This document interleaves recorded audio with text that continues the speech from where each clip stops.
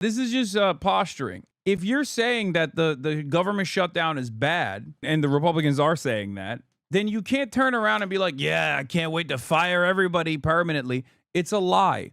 They don't want to shut down. They know it's bad.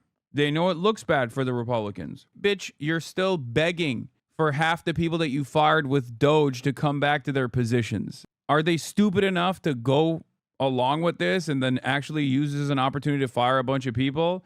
Maybe. But ultimately, that will backfire on this administration as it did already with Doge.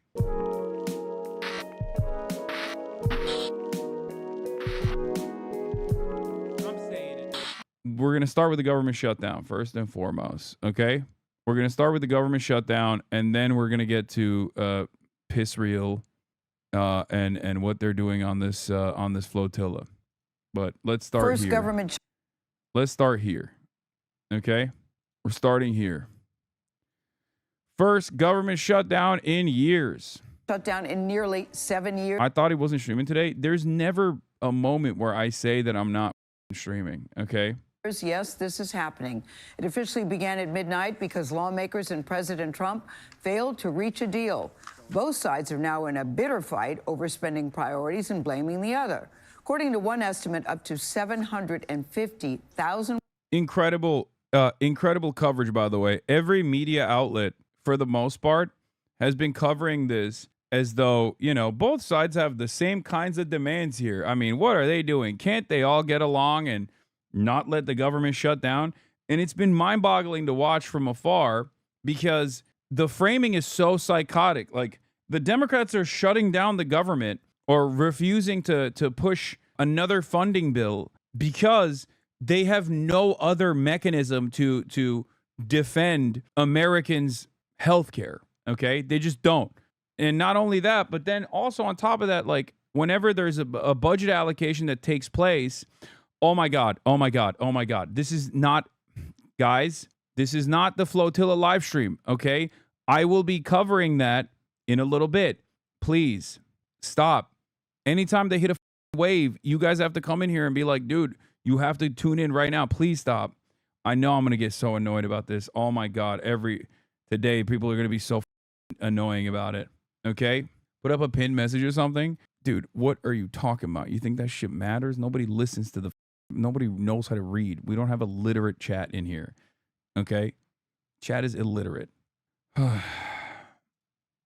Listen, government shutdowns only happen because the American government has to get back together and decide that we're going to keep funding the American government. Okay? It's already a unique predicament. The reason why it's happening this time around is because, well, Trump. It's because of Trump. Because the Republicans have basically pushed through insane bills that cut tax for the wealthy or make them permanent, the previous tax cuts permanent that were supposed to sunset, while simultaneously cutting a tremendous amount of healthcare expenditures by making it more difficult for people to be able to stay on Medicaid.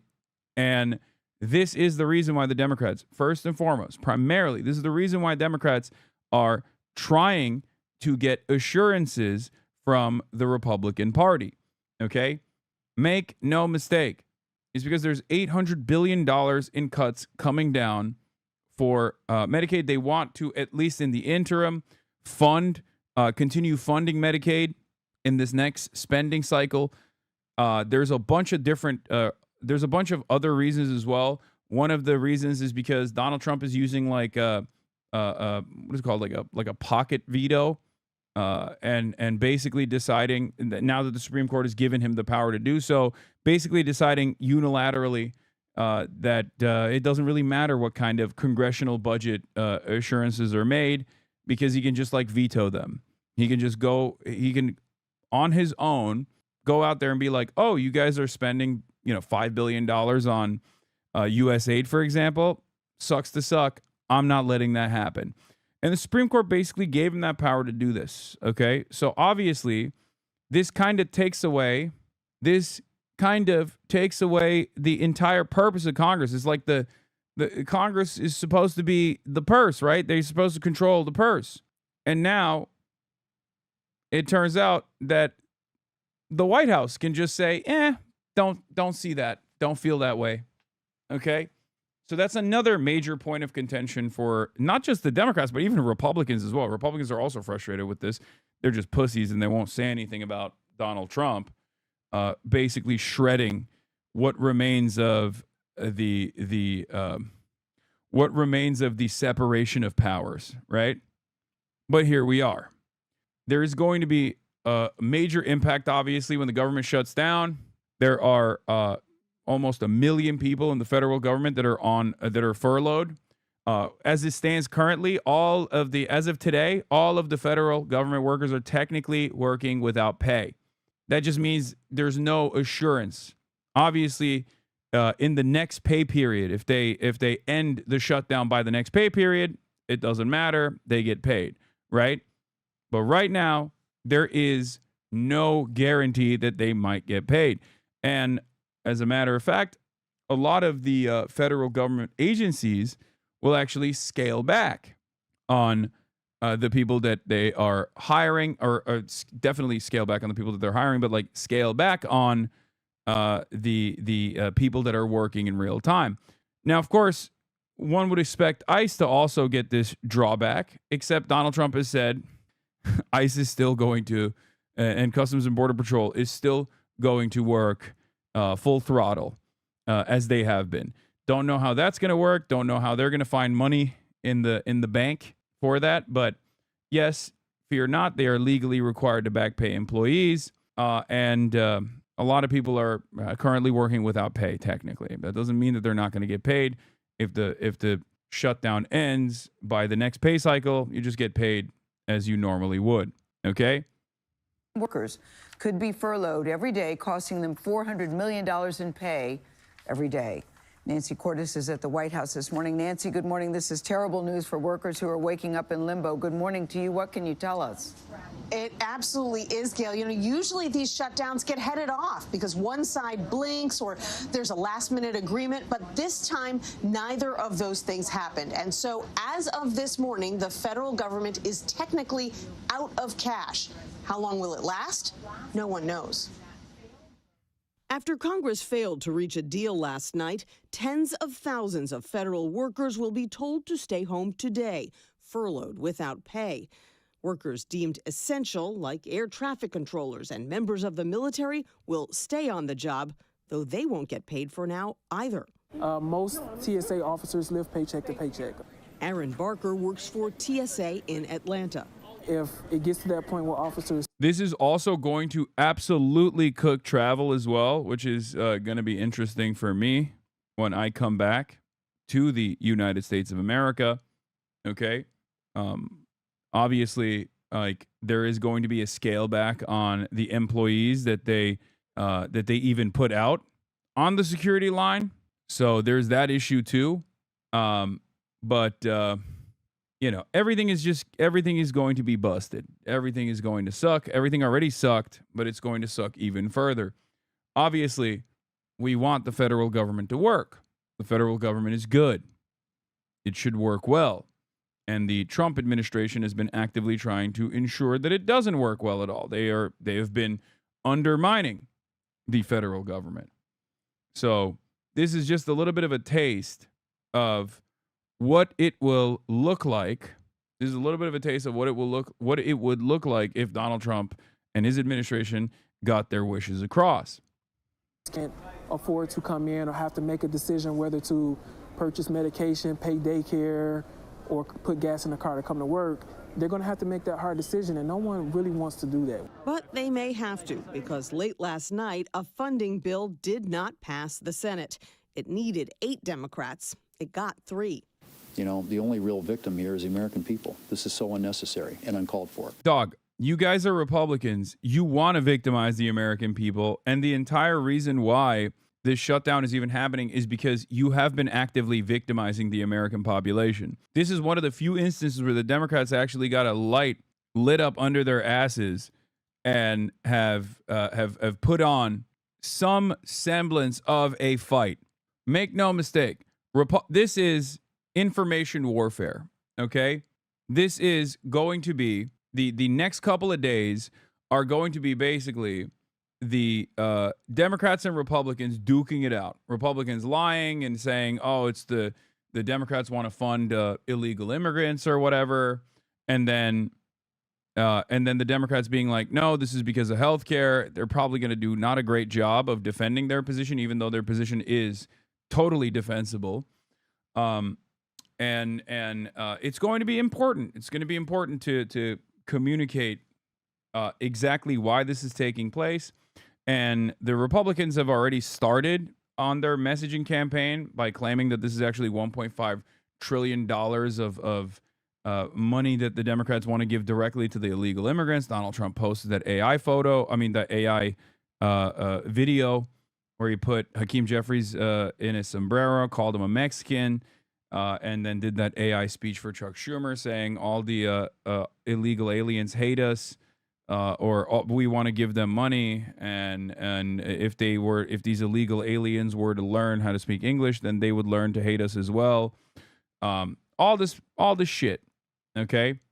And unfortunately, Democrats have a tough job ahead of them because they're, one, deeply uncharismatic, two, not exactly used to fighting back, and three, they already have, everyone has a tough time combating the misinformation, the faucet of misinformation that comes from the Republican Party.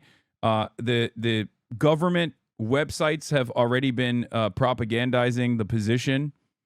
Here's the HUD website. The radical left in Congress shut down the government. HUD will use available resources to help Americans in need. Like, it's ridiculous. This is like unheard of. It's unseen. No one has ever done this before. It's pretty crazy shit. Okay, they're just straight up using all of the outlets available to propagandize to the American public. If the Democrats did anything even remotely similar to this, they would get blasted out of orbit by the Republicans. But of course, they're doing it regardless. They're blaming AOC. They're blaming whoever the they can. It doesn't really matter. It's all bullshit. Okay, it's all bullshit. I'm here to tell you what is actually going on, and then also tell you that there are some downsides to this, especially if the Democrats don't demonstrate messaging discipline and find themselves in a bind, and then are seen shouldering the blame, shouldering the responsibility of the shutdown.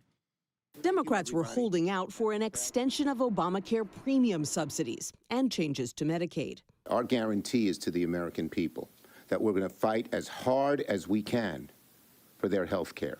President Trump is warning his administration might use the funding lapse to push through more mass layoffs. I asked him about that yesterday. How many federal workers do you plan to lay off? Well, we may do a lot, and that's only because of the Democrats. Later in the Oval Office, this is just posturing. Because like, if you're saying that the government shutdown is bad, then and the Republicans are saying that, then you can't turn around and be like, yeah, I can't wait to fire everybody permanently. It's a lie. Obviously, when push comes to shove, when shit hits the fan, Republicans also recognize the importance of the federal government. Okay? They don't want to shut down. They know it's bad. They know it looks bad for the Republicans. But remember, the most important part of the shutdown is the demands. Okay?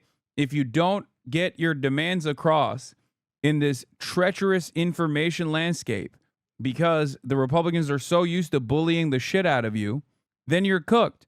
Then you will be seen as the responsible party for the shutdown, and you won't even be able to achieve the goals of pushing for a shutdown so you can get concessions from the Republicans on protecting people's health care. Okay? This is very important because that is the reason why the shutdown is happening. But I do not believe that Donald Trump is like, oh, I'm going to fire everybody. I'm going to fire everybody. Bitch, you're still begging for half the people that you fired with Doge to come back to their positions, okay? Are they stupid enough to go along with this and then actually use this as an opportunity to fire a bunch of people? Maybe. But ultimately, that will backfire on this administration as it did already with Doge, okay? You can't continue this race to the bottom. You can't do that. You can't like take advantage of the shutdown to fire more people because you need those people. You need to hire more people, ironically enough, not fire them. So a decently competent party, which the Democrats are not, would use this opportunity to say, hey, look, we want to protect your health care. These guys already cut it. They want to keep cutting it, and they're behaving like petulant little children, and they're also threatening to fire more government employees. It's ridiculous. It's completely unacceptable. Look at the priorities for either party. Which message resonates better with voters? We want to protect your health care. Republicans, on the other hand, don't want to protect your health care. They already destroyed your health care. It's going to happen after the midterm elections. We want to claw back some of those expenditures. The Republican response to this has been, well, we're just going to fire more people. The ante, claiming that all the workers who lose their jobs will somehow come from one party. We'd be laying off a lot of people that are going to be very affected, and they're Democrats. They're going to be Democrats. A lot of good can come down from shutdowns. We can get rid of a lot of things that we didn't want, and they'd be Democrat things. The uncertainty has left workers like Barker to wonder if their jobs could be on the chopping block. It's one thing to say, hey, you may not get paid, but then to say you may not get paid forever, we're going to remove you from your job, is a whole nother thing. It's just the worst case scenario. President Trump continues to taunt Democratic leaders about all this on social media, posting another AI-generated video of House Minority Leader Hakeem Jeffries, which is similar to an earlier one that Jeffries called bigoted. He also posted these photos of their Oval Office meeting on Monday with Trump 2028 hats prominently displayed on his desk. Oh, God, this thing. It's just so stupid. Like, what do you say to this? What do you do? What do you say? I mean, it's just so, like, I'm not Mr. Aesthetics. I'm not Mr. Civility. But God damn, dude. I mean, what are we doing? What are we doing? Like, Donald Trump engages in behavior that would be disqualifying on a daily basis. Not even on a daily basis, like 4 times a day minimum. Like, we're not even doing messaging at this point. Like, Republicans aren't even messaging. They're just trolling, which is so crazy. Like, you're the government, man. You're playing with people's lives.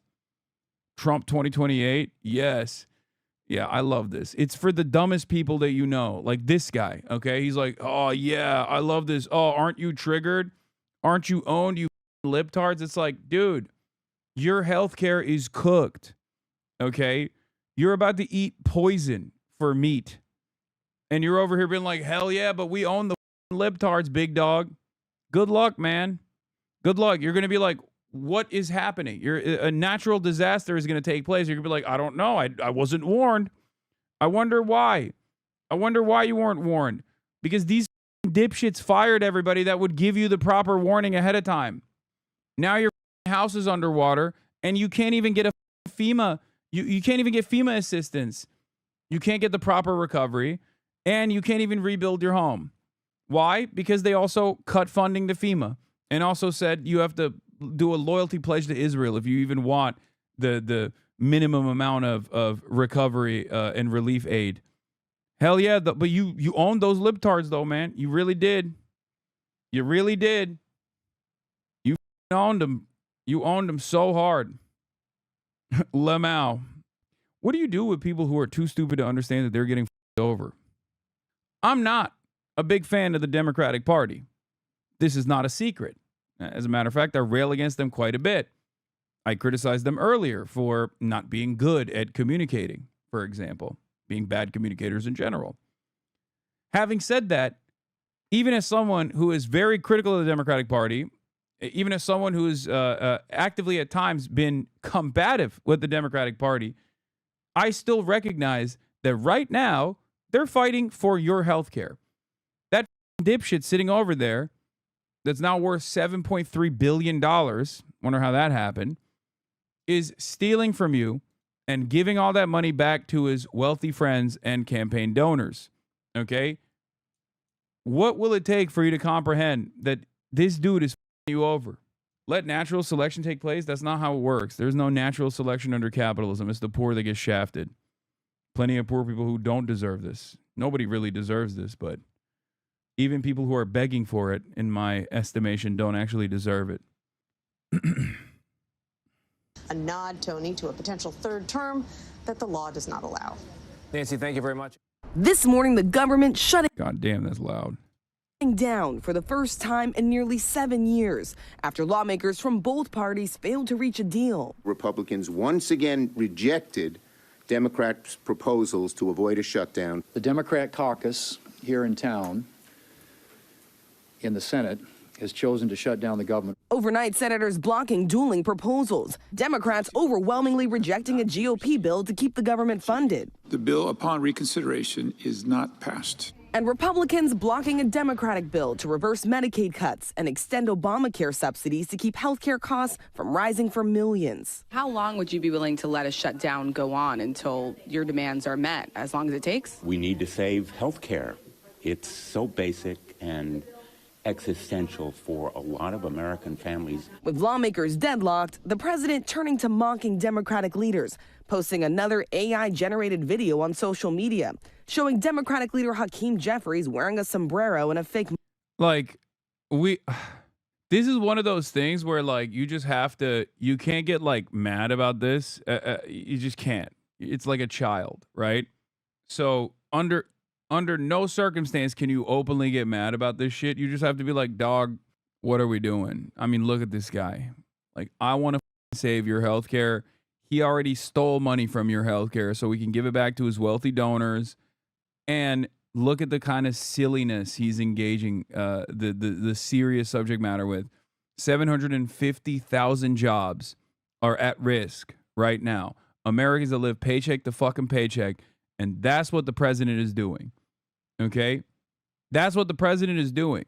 Because you say this makes MAGA hard. Okay. What about all the Trump voters that work in the federal government, Chad? What are you talking about? They're worried about their paycheck. This is what the president's busy with. You're forgetting that this is not like, it's not just Democrats that work for the federal government. Okay? There are people that work in the national parks. You would assume that that's like a very woke job. Except there are plenty of Trump voters that work in the national parks, for example. That's it. Just like Medicaid is not a partisan thing. Okay? Medicaid is not a partisan issue. Republicans are on Medicaid just like Democrats are on Medicaid. So you have to communicate that to the people. You have to make them understand who's actually wishing them harm, who's actually doing them harm. It's that simple. We need from the President of the United States an individual who actually is focused on doing his job as opposed to engaging in racist or bigoted stereotypes. The president trying to ramp up the pressure, threatening mass layoffs and cuts to programs. We can do things during the shutdown that are irreversible, that are bad for them and irreversible by them, like cutting vast numbers of people out, cutting things that they like, cutting programs that they like. Even like, that's such a stupid, like what? Like what, dude? The EPA? Great. The FDA? CDC? Like, what do you mean? National Weather Service? Like, what? This is the federal government. This is not a partisan thing. Oh, my God.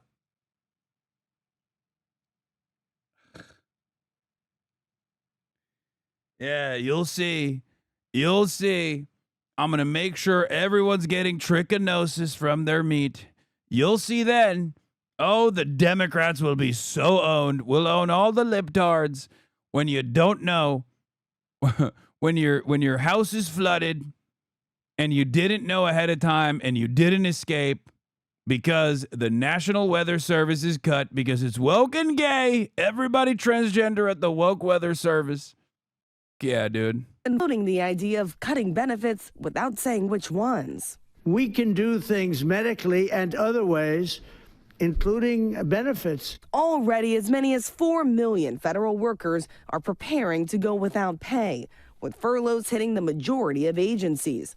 The Department of Labor seeing 76% of its workforce temporarily reduced. At Health and Human Services, 41% of employees will be furloughed, including 64% of workers at the Centers for Disease Control and Prevention. Members of the military also hit hard, many forced to work without a paycheck. Jamie Billard, whose husband is in the Coast Guard, preparing to... You think those are all Democrats? You think these guys are all libtards, chat? What are we thinking? Like, how do they feel when they hear their president, the guy that they voted for, turn around and be like, I'm going to cut them. I'm going to cut your jobs. I don't give a shit. Like a petulant child. You think they like that? No, this is an opportunity to explain to people, to show them the truth. This is an opportunity to expose the truth for all of your loved ones who are Trump supporters still at this point. If you have any that you haven't cut contact with. Okay? That's it. Like, this is a perfect opportunity. He is so bad. Like, he is just, I don't know. He's like a kid. He's like a little baby. He's behaving like a little baby.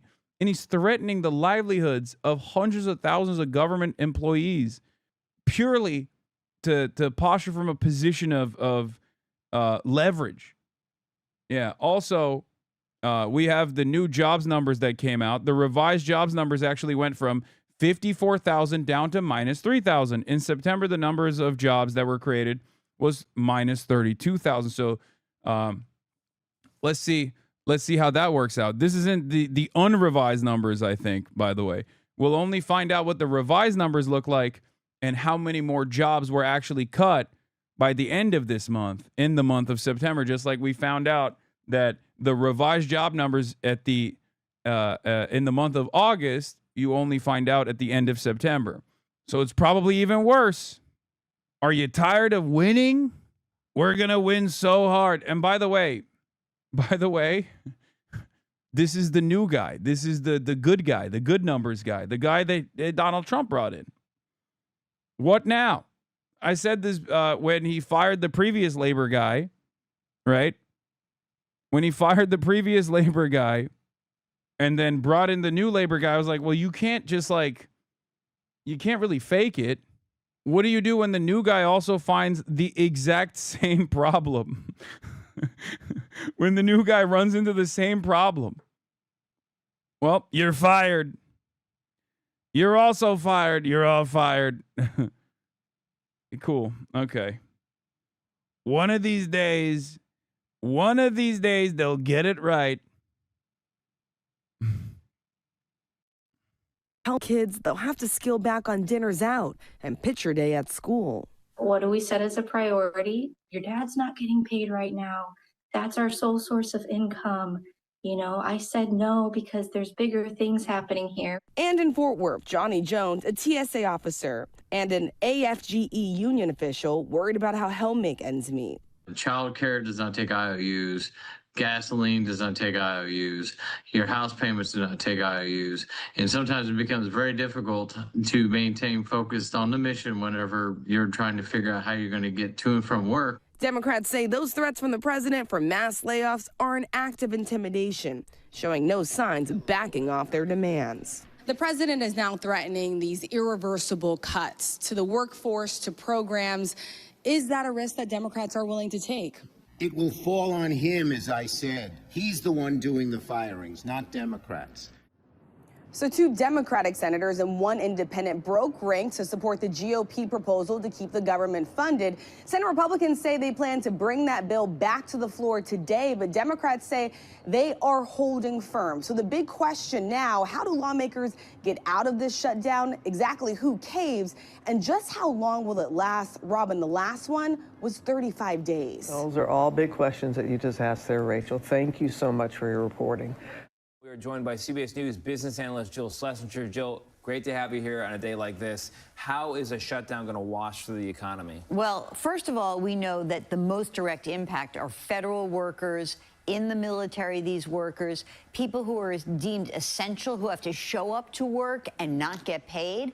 I can't put a finer point on this, that the personal financial lives of these people has been upended, and it's intense. So with hundreds of thousands of people being out of work, some being forced to go to work without pay, it could cause a little bit of a dent in the economy. But I don't think that's the issue.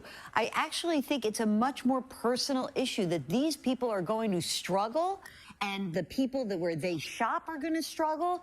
And although those wages get paid back usually when the government reopens, that doesn't help you if you're fighting with your landlord. That doesn't help if you need the money right at this second. And I keep thinking about all the people that are making these decisions. They're still getting paid. And all the other people are sitting here going, what? You just heard that. Is this better? Or is it too dark? I feel like it's too dark, right?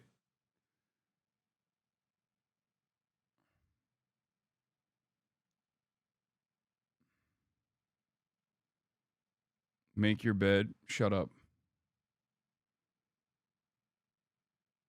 Don't look behind you.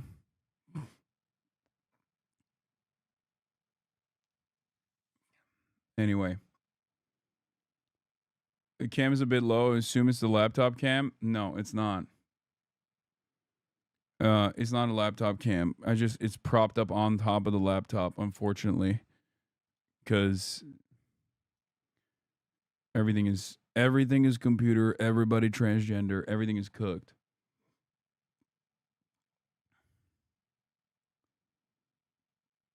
This is what the Fab Top sees scary. Oh, speaking of the Fab Top, I've actually upgraded. It's the Fat Pad now. I have an iPad. I bought an iPad finally. I got an iPad Air. I had never had an iPad before. And honestly, it's excellent. Easier to clean? No, like I'm not actually fapping, chatters. What the it's not for fapping related reasons, you little freaks. I'm just saying that, like, damn, my head, look at the shadow that my head casts behind there. It looks massive. No, it's for watching shit on when I'm traveling. Did you get the Apple Pencil so you can doodle again? No, I did not. You wish your head was fat, girl? Okay, calm down. Calm down. To say it's the worst possible scenario. But what about big government programs like Social Security, Medicare, Medicaid? Well, do those stay intact? Totally intact. You'll receive benefits, SNAP programs, food stamps. Those things are actually operating as normal. The one thing I'll say is that if you have an application with one of these programs, that may be a little bit delayed. But you will receive your checks. Don't worry. Just one thing, though, that I want to be clear about with the people also is that you should be communicating with anyone. If you feel like that man who said this is the worst case scenario, you communicate with your landlord, you communicate with your utility company, you say, I could be late. Do not hide, because we really want these people to stay afloat. Do people give you grace during that time? Sometimes, and sometimes not. It depends how long this lasts. I mean, for every week this goes on, people are going to struggle. They're going to dip into their savings. What I hope they don't do is go into credit card debt. Hopefully they have some savings that they can access. Maybe you actually pull some money and borrow it from your retirement plan if you're feeling the pinch. That's something we should consider. All right. Good advice there from Jill Schlesinger, as always. Thank you very much. Chuck Schumer saying that the American people are with Democrats when it comes to opposing Donald Trump's big, beautiful bill. But where are Americans in terms of... Okay. I'm going to get so annoyed with the way that they present this stuff in the upcoming days, where they'll say, like, well, a lot of Americans are blaming the Democrats.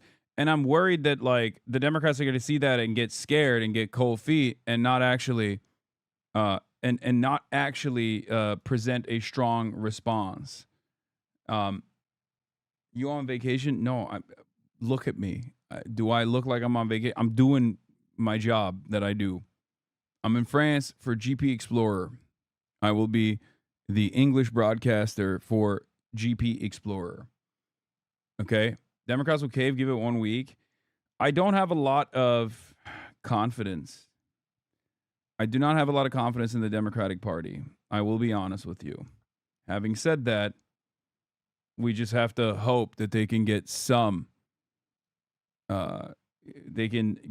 concessions from the Republicans, even though that sounds so far out in the distance. It sounds impossible. The reason why, I mean, you know how these work. You know how demonic they are, the Republicans. And I just don't I don't think they will actually turn around and, yeah, this is what I'm doing. This is the thing that I'm doing, and we'll watch it later. How about you explore some bitches in Paris instead? Will do. How they feel about this shutdown right now. CNN's Harry Anton is running the numbers on this. What are you seeing? Yeah, what are we seeing? This is an American public that more so than ever before I've looked at the polling is willing to go to a shutdown. What are we talking about here? Well, let's take a look. What Americans wanted. Boom. That's all I needed to hear. That's enough. Holy Toledo. Okay. Holy Toledo. The very fact that there's 49% appetite for stand-on principle in 2025 is enough. Okay. This is not supposed to be a popular position. It's like strikes. Work stoppages are controversial. Okay? They're damaging.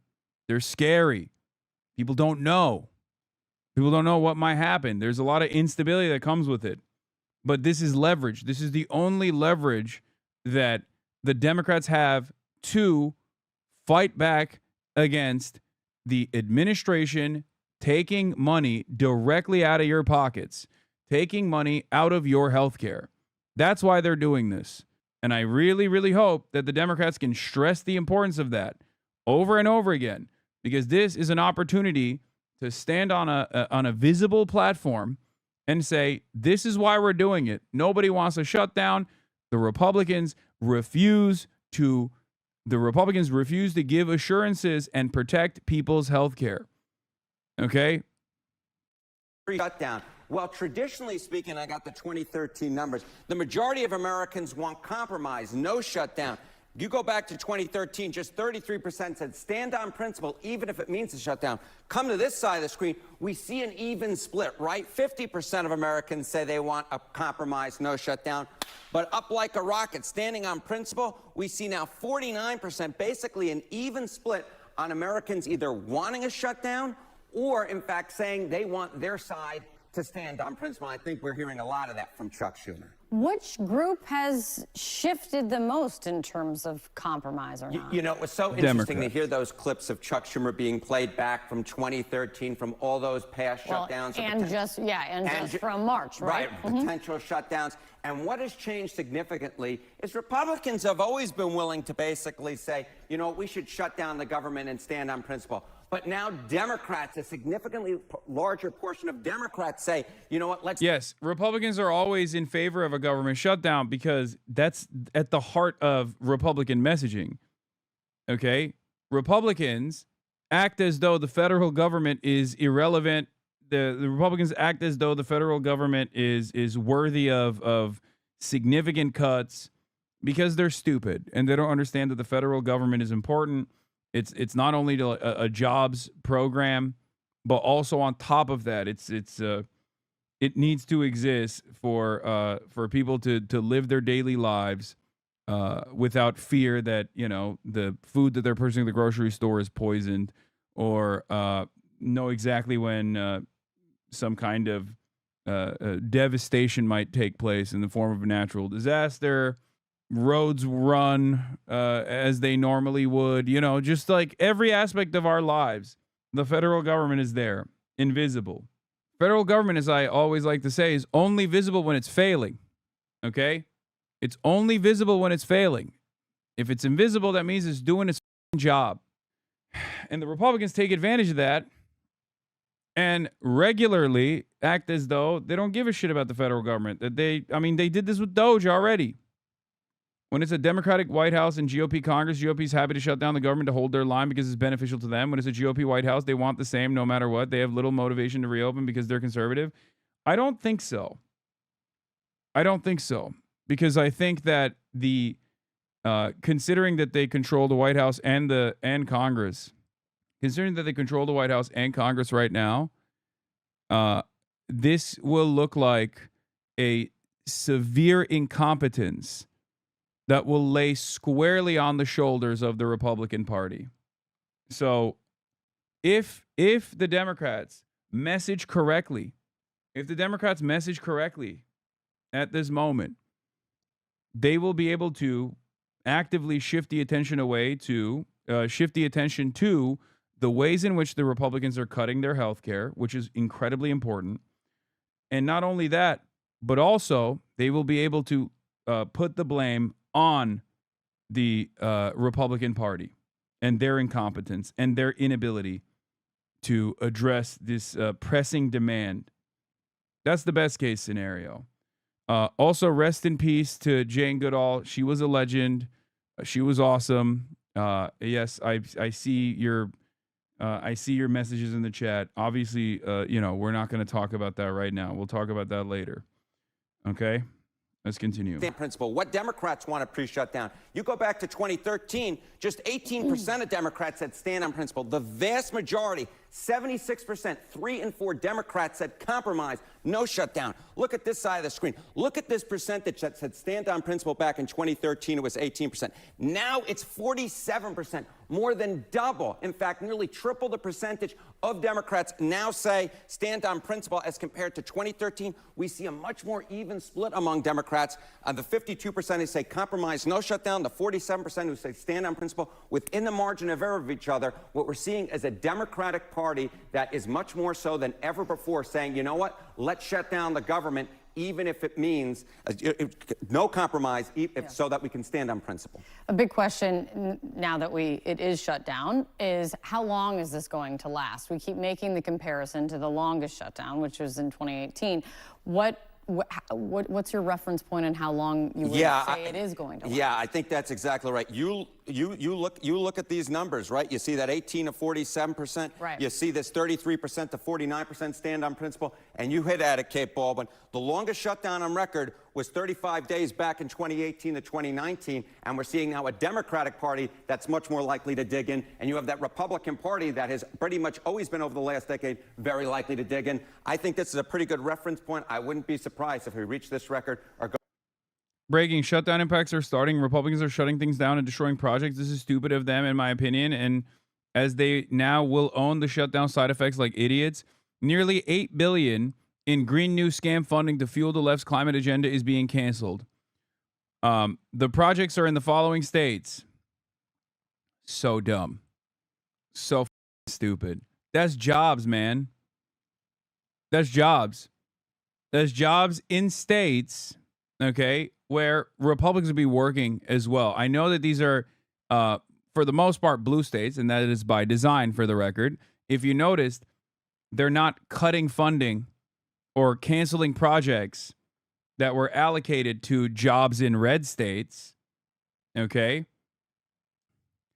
They're such assholes, dude. They're such animals. How do you deal with this shit, dude?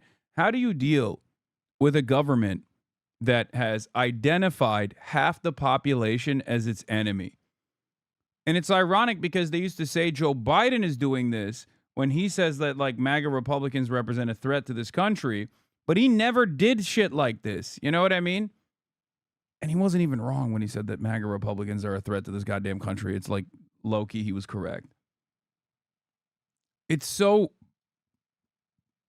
crazy that they're just openly waging war on Democratic cities and Democratic states. And it is obvious that they're like so careless about it too. They just don't care. Like they're not thinking about the impact of this. They're not thinking about what this will look like down the line. Further, of course, time will tell. Yes, it will. Thank you so much, Harry. Really appreciate that. Thank you. Democrats, the party of open borders, transgender for everybody. Oh, my Lord. Brother, you can't put that in an ad, man. That's so dumb. They're so stupid. Oh, my God. Oh, my God. What do you say? What do you even say to this shit, bro? Democrats, the party for transgender for everybody. Party of open borders, transgender for everybody. Lawlessness in our streets are shutting down the government in an effort to appease the radical left. These Democrats are coordinating their strategy with outside leftist groups and are demanding nearly $1.5 trillion in spending for an agenda that includes healthcare for illegal aliens and much, much more. Democrats for years have railed against government shutdowns, claiming a shutdown would mean much chaos and pain and needless heartache for the American people. Democrats are out of control, and you know who it hurts? You, everyday people, and the most vulnerable, seniors, veterans, working families, hungry kids, y'all. Tell Congress to avoid the Democrat-led government shutdown.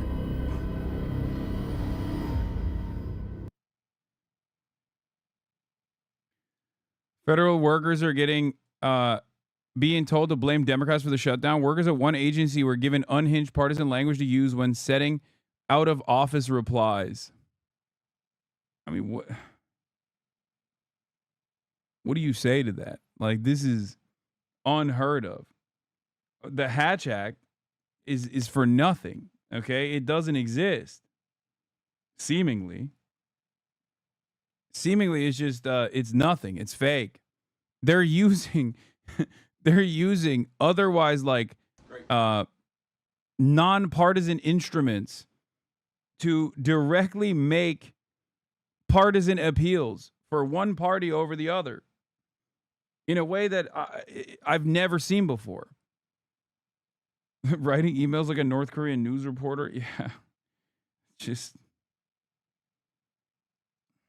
Well, thank you, Carolina, and good afternoon to everybody, and good afternoon to everybody who's watching at home. It's a tough act to follow, but let me just say a few things, then I'll take a few questions. Number one, Democrats say that they care a lot about lowering health care costs, and yet, when the president took historic action to work with the drug companies to lower prescription drug prices, the Democrats did nothing to help us. In fact, we would have loved to have the Democrats helping us, but they didn't. They talk about doing something. They don't actually do the hard work of making it happen. What they have done instead is to shut down the government because we won't give billions of dollars to health care funding for illegal aliens. That is what has actually happened. To the American people who are watching, the reason your government is shut down at this very minute is because, despite the fact that the overwhelming majority of congressional Republicans and even a few moderate Democrats supported opening the government, the Chuck Schumer AOC wing of the Democratic Party shut down the government because they said to us, we will open the government, but only if you give billions of dollars of funding for health care for illegal aliens. That's a ridiculous proposition. Let me say two other quick things then. It's also just straight up a lie. How do you answer this bullshit? I mean, you just keep pushing back. You just keep pushing back because it's a straightforward lie. I mean, here, there is one, there's the Caitlin Collins interview that comes to mind. Here it is. Caitlin Collins interviewed Speaker of the House Mike Johnson, Michael Penis, where Michael Penis also repeated this lie. Let's take a look. As a constitutional lawyer, do you think you would be okay if a government shutdown happened under President Biden and he canceled programs unilaterally because of it? We didn't allow that to happen because I'm more responsible than that. When the Republicans were in the minority, we delivered the votes to keep the government open because we don't want to hurt the American people. Chuck Schumer has made the decision unilaterally. He's the leader of the Democrats in the Senate to keep the government shut down for his own personal reasons. It is extreme. Okay, hold on. That's not the thing I was looking for. There's another Caitlin Collins video. Does anyone have the video I'm talking about where she just straight up is like, "Hey, you made a claim that there's this unsubstantiated claim, a complete falsehood that like illegal immigrants are getting benefits and that's like the demand that the Democrats are making, but that's not the case." And he was like, "No, that is the case actually." Oh, here it is. Here it is. Here it is.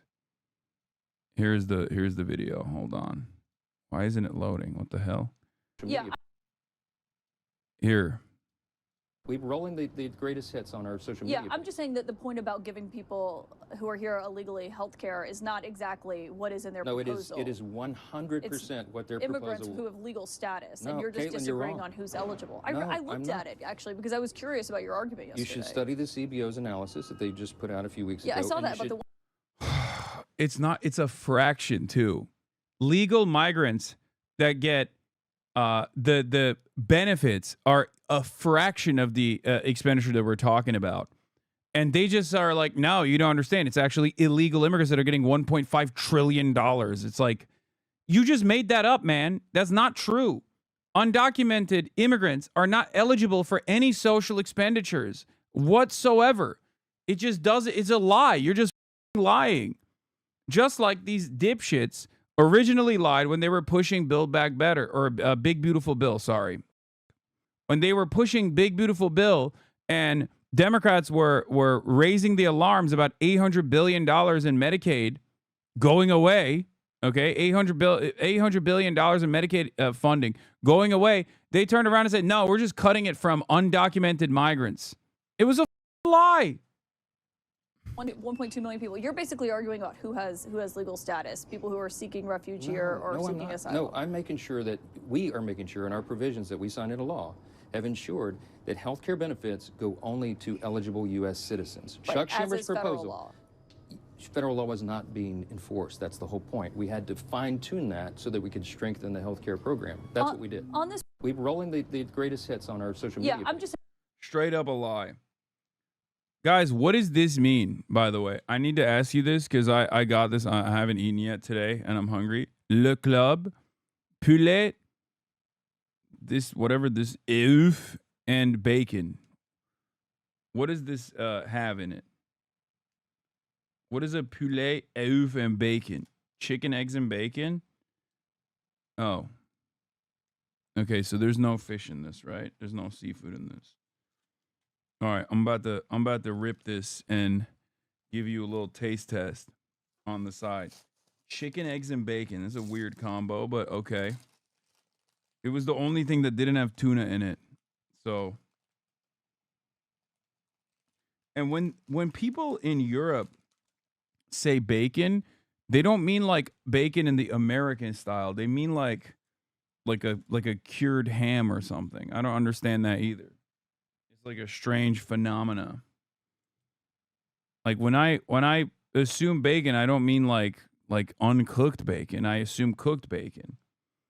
Anyway, let's continue. Let's get back to JD Vance lying.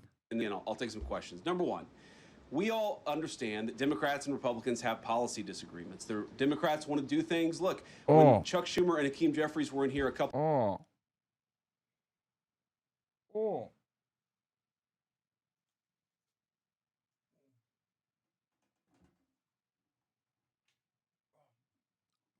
Oh, that's so bad. Oh, I've never done that. Oh my God. Oh, that's not edible. Oh, wow. Oh, now it's in my mouth. Now it's just the taste is in my mouth. Oh, wow. That's not good. Okay. Dude, what the fuck are French people doing? I can't believe dudes unironically eat this. Num, num, num. I mean, French cuisine is delicious. I love going to a boulangerie, but that was not. I mean, that's like I got that at a, what is it, Extra or something? It's like a basically the gas station egg sandwich equivalent. But let me tell you, those are, the prepackaged one was garbanzo. I can't believe 7-Eleven in America is more edible than that. Days ago, they made some suggestions that the president was more than happy to say, yes, let's sit down and talk about how we can solve the healthcare crisis that we inherited Patisserie et boulangerie. from the Biden administration. But it's one thing to say that we should solve the healthcare crisis for Americans. It's another thing to say that we're going to shut down the government unless we give the Democrats every single thing that they want, which, as Caroline says, includes giving billions of dollars of taxpayer funding for healthcare for illegal migrants. That's ridiculous. You don't have policy disagreements that serve as the basis for a government shutdown. Let's have the conversation about how to fix American healthcare, about how to make healthcare more accessible. As the president showed, he's more than willing to act on behalf of the American people for this very reason. What you don't do is say, unless you do exactly what we want to do. Why are you saying close the fridge? Shut the fuck up. Bro, on my translate it said chicken, egg, bacon, and death. Well, that is what it tasted like. As congressional Democrats, we're taken hostage. And the hostage, it turns out, is critical, essential services that the American people need. Caroline talked about some of it. Let me talk about some more. Our troops are not getting paid starting today because of the Chuck Schumer wing of the Democratic Party. We have people who Great. Then concede. Then make sure that everybody gets health care. There's always two parties to a negotiation like this, okay? There are two parties here. Negotiate. Concede. If the demands from the Democrats are reasonable and just, in this case they certainly are, concede. Or own it.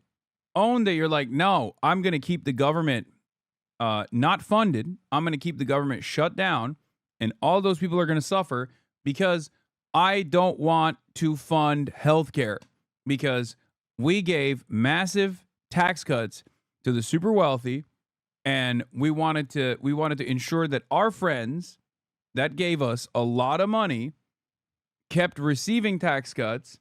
And obviously, in an effort to justify said tax cuts, we had to cut funding elsewhere. And the elsewhere is you, the American people. You, the American people, will suffer. Your healthcare will be more costly. Your healthcare is already expensive. It's going to be even more expensive. And you'll get kicked out of coverage as well, because we wanted to do that. Because that's the truth. Require food assistance, low-income Americans who require food assistance, who will not get it unless we reopen the government, thanks to Chuck Schumer and his wing of the Democratic Party. We have flood insurance as we start hurricane season in the southeastern part of our country. That flood insurance is going to disappear because of Chuck Schumer and the far left of the Democratic Party. We need to reopen the government. Let's fix America's problems. Let's work together to solve them. But let's reopen the government before we have our negotiation about health care policy. That's what the American people demand, and that's certainly what the President of the United States wants. Let me make one final point. I think a lot of Americans are asking themselves, why did this happen? Why did the Democrats shut down the government despite, as Caroline said, voting on the exact same piece of legislation 6 months ago? And there are a lot of different spins that we can put on it, a lot of different answers that we could give, all of them true. One answer I already gave is that they want to give health care benefits to illegal aliens. That is true. They gave us legislative text that would have undone us cutting off health care benefits for illegal aliens. They're not cutting off health care benefits for illegal aliens. You want to know why? Because there are no health care benefits for illegal aliens, okay? There are no health care benefits. There's no government-funded health care for undocumented migrants, okay? They might exist at the state level, like for California and whatnot, but that's a state legislature thing, okay? There is no federal-funded program that directly funds health care for undocumented immigrants, okay? Undocumented migrants can only, the undocumented migrants and their overall impact on the federal government is only when they go to emergency room visits and they can't pay for it. That's it. And that is marginal. It's like 0.1% of overall expenditure. Okay? Straight up. This is a lie. There is no federal funded initiative to give health care, government funded health care, to undocumented migrants. It is made up. They are making this up, and they're just going along with this made up thing. That's one of the things that they asked for. But the reality here, and let's be honest about the politics, is that Chuck Schumer is terrified she's going to get a primary challenge from from Alexandria Ocasio-Cortez. The reason why the American people's government is shut down is because Chuck Schumer is listening to the far-left radicals in his own party because he's terrified of a primary challenge. So I'd invite Chuck Schumer to join the moderate Democrats and 52 Senate Republicans, do the right thing, open up the people's government, and then let's fix health care policy for the American people. Questions? This is quite literally the Democrats, by force, trying to fix healthcare policy for the American people. Not even fix healthcare policy for the American people, of course, but to simply defend the existing lackluster healthcare policy that you guys have further crippled. That is the entire point.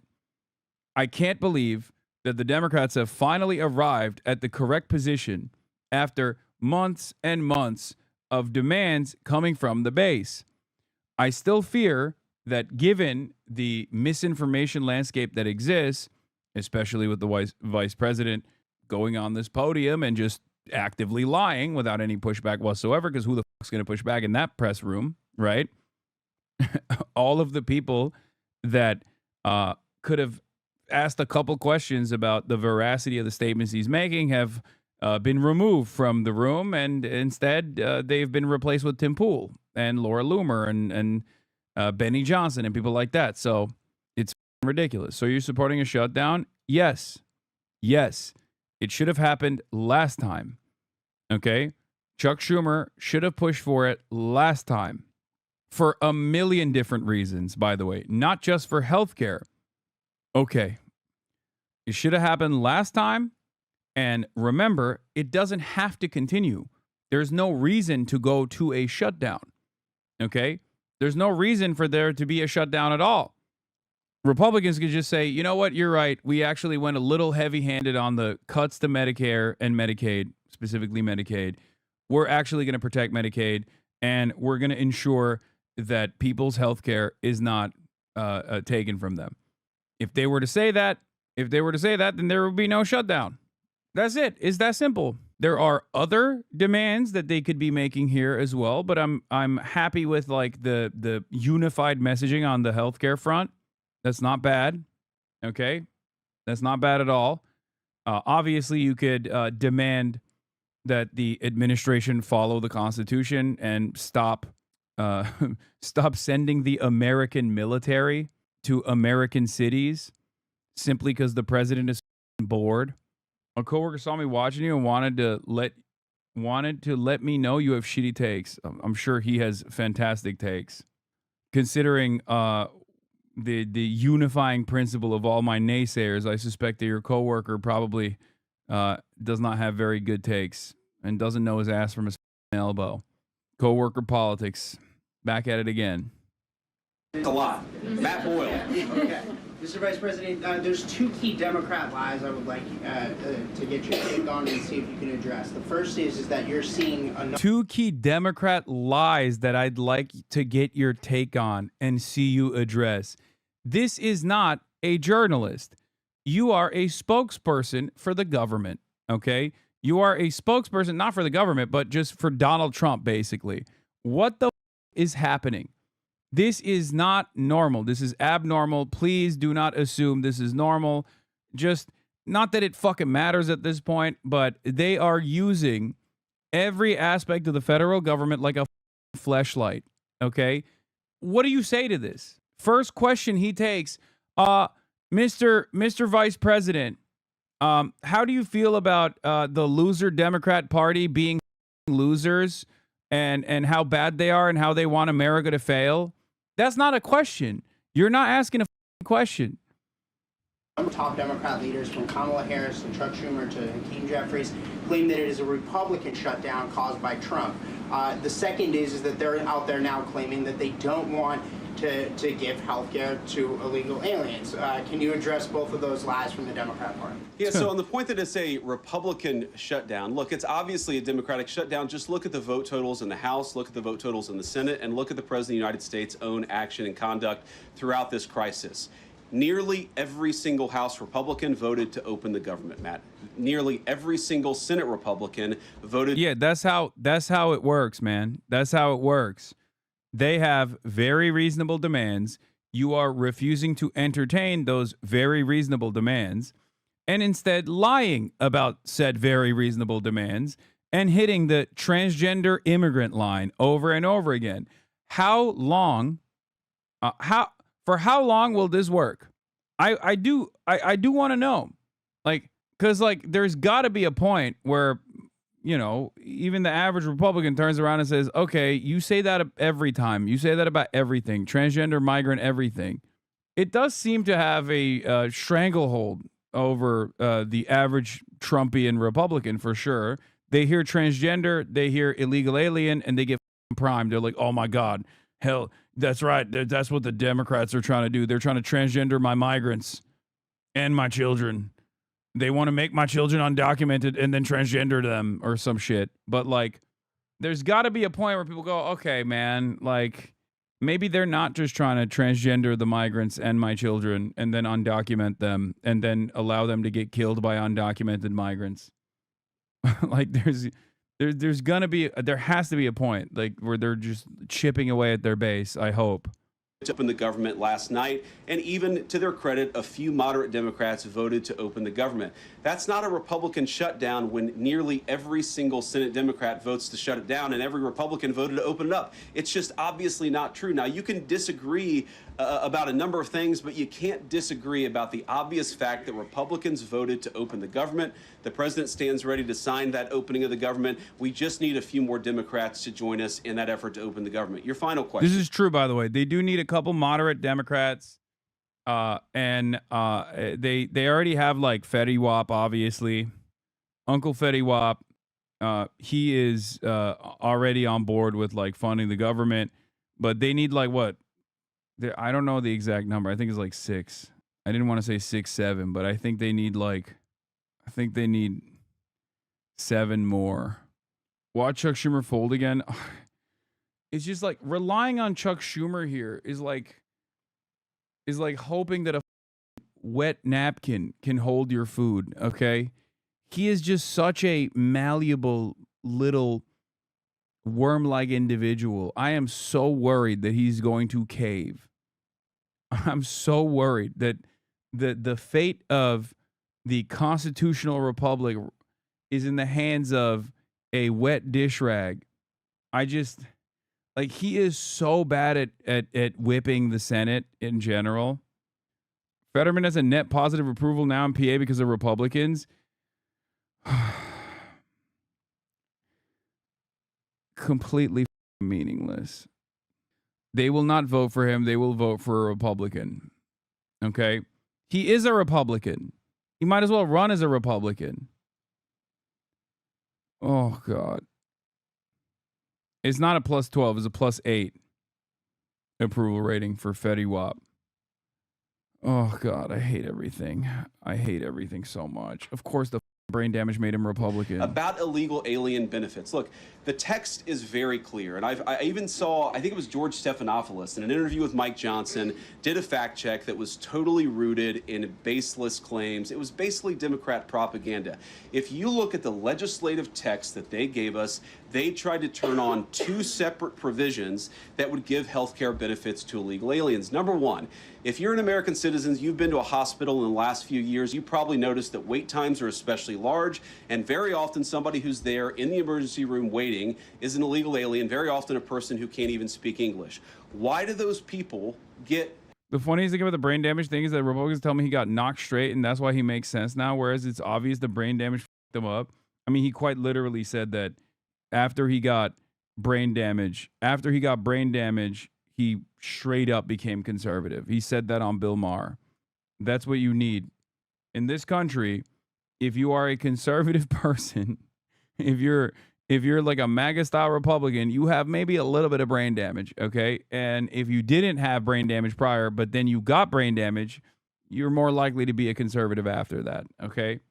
It's just like, yeah, I got stroked out, and now I have conservative values. I'm I'm racist, and I love Israel. Israel's the most important nation on the planet. It makes sense. Oh, also, senators leaving town until Friday to observe Jewish holidays, so the government will be shut down at least until then, but likely longer. I have to go grab the food myself because I don't bring it upstairs. I'll be back in a second. Healthcare benefits at hospitals paid for by American citizens? The answer is a decision made by the Biden administration that the Trump administration, working with congressional Republicans, undid. We turned off that money spigot to healthcare funding for illegal aliens. The Democrats, in their legislative text, want to turn it back on. That's one thing. The second thing, Matt, is we all know that there are various ways in which the Biden administration waved away illegal immigration status. They gave parolees, they gave asylum claims to people who weren't really claiming asylum. And when they waved the magic wand of amnesty, giving millions of people legal status, even though they were in the country illegally, they also gave those people access to health care benefits. So what the Democrats are engaging in is a sleight of hand. They're saying, no, no, no. Those weren't illegal aliens who were getting health care benefits, even though everybody, knows they were in the country illegally. It's a lie told by the Democrats that they're not trying to give health care benefits to illegal aliens. It's a lie that is obviously untrue if you just look at the text that they gave us. And all you have to do is understand that this is about who benefits. We think the American people's government ought to benefit American citizens. The Democrats are willing to shut it down to benefit illegal aliens. The contrast couldn't be more clear. Peter. Thank you, Vice President Vance. The big holdup is, of course, that you guys say illegal immigrants are getting taxpayer-funded health care. Democrats say you're lying. That makes it feel like it could be a really long shutdown. Is this going to be a long shutdown?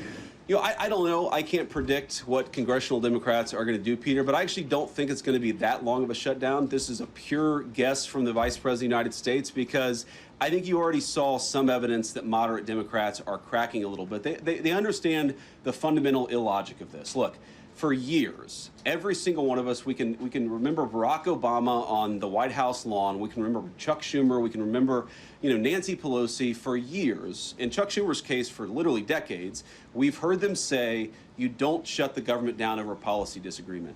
Okay, Republicans think this thing about health care, that thing about health care. Democrats think this thing about immigration. Republicans disagree. Whatever those disagreements are, you don't shut down the government over it. For the first time since the Democrats have been in politics, they're now saying that unless we get every policy item that we demand, we're going to shut down the people's government. They're trying to take a hostage, and we're not going to let them.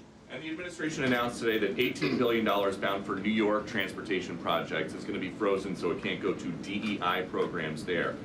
But the timing of this, does announcing that today mean that you guys are going to squeeze Chuck Schumer's home state until he blinks?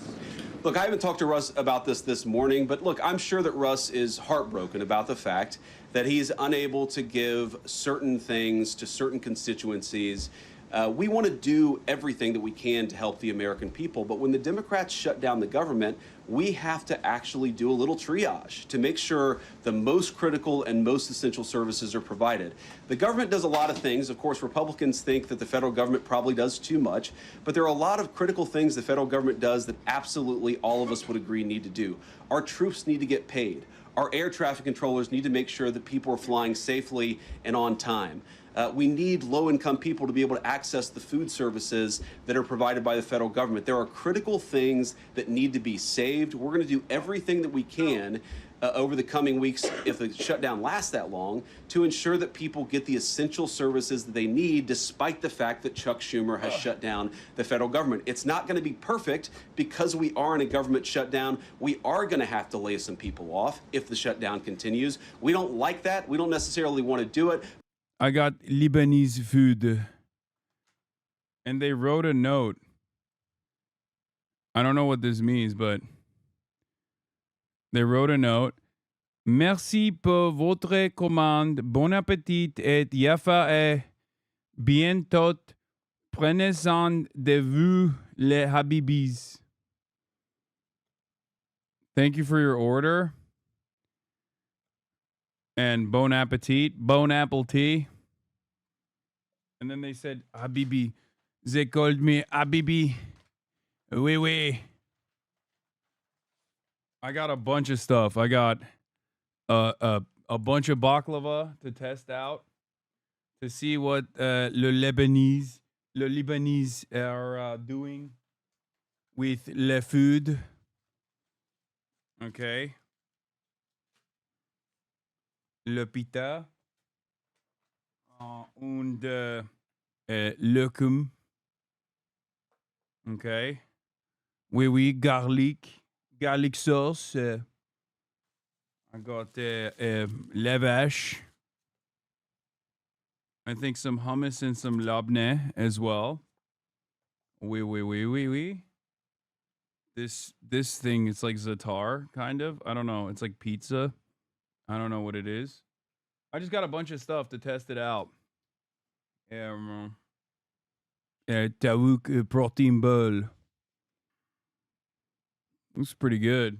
Smells good too. All right, good start. This is the most French food you can have. Lebanese. About to f this up.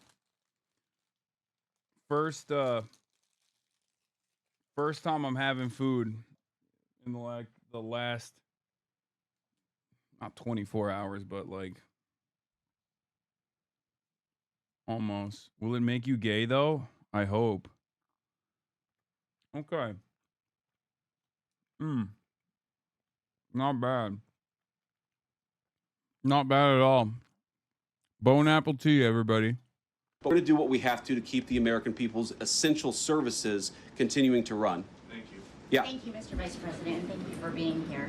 Yesterday, President Trump said, as a result of the shutdown, we'll be laying off a lot of people that are going to be very affected, and the Democrats, they are going to be Democrats. Has the administration asked agencies to target federal workers who they believe to be Democrats in these reductions of forces? We're not targeting federal agencies based on politics. We're targeting the people's government so that as much as possible of the essential services can continue to function. That is the question the president has asked the entire government, is fundamentally, okay, we're in a shutdown. That causes some problems. The troops aren't getting paid. There's nothing that we can do about that while the government is shut down. But there are essential services that we want to make sure as much as possible they still continue to function. That is the principle that's driving us forward during this shutdown. It's going to continue to be the principle that drives us forward. But let's be honest. If this thing drags on for another few days or, God forbid, another few weeks, we are going to have to lay people off. We're going to have to save money in some places so the essential services don't get turned off in other places. That is the reality of the government shutdown that Chuck Schumer and the Democrats have foisted upon the administration. So what did he mean by they're going to be Democrats? He said they're going to be Democrats. You've laid out a lot of the pain and problems that would come with a Democrat.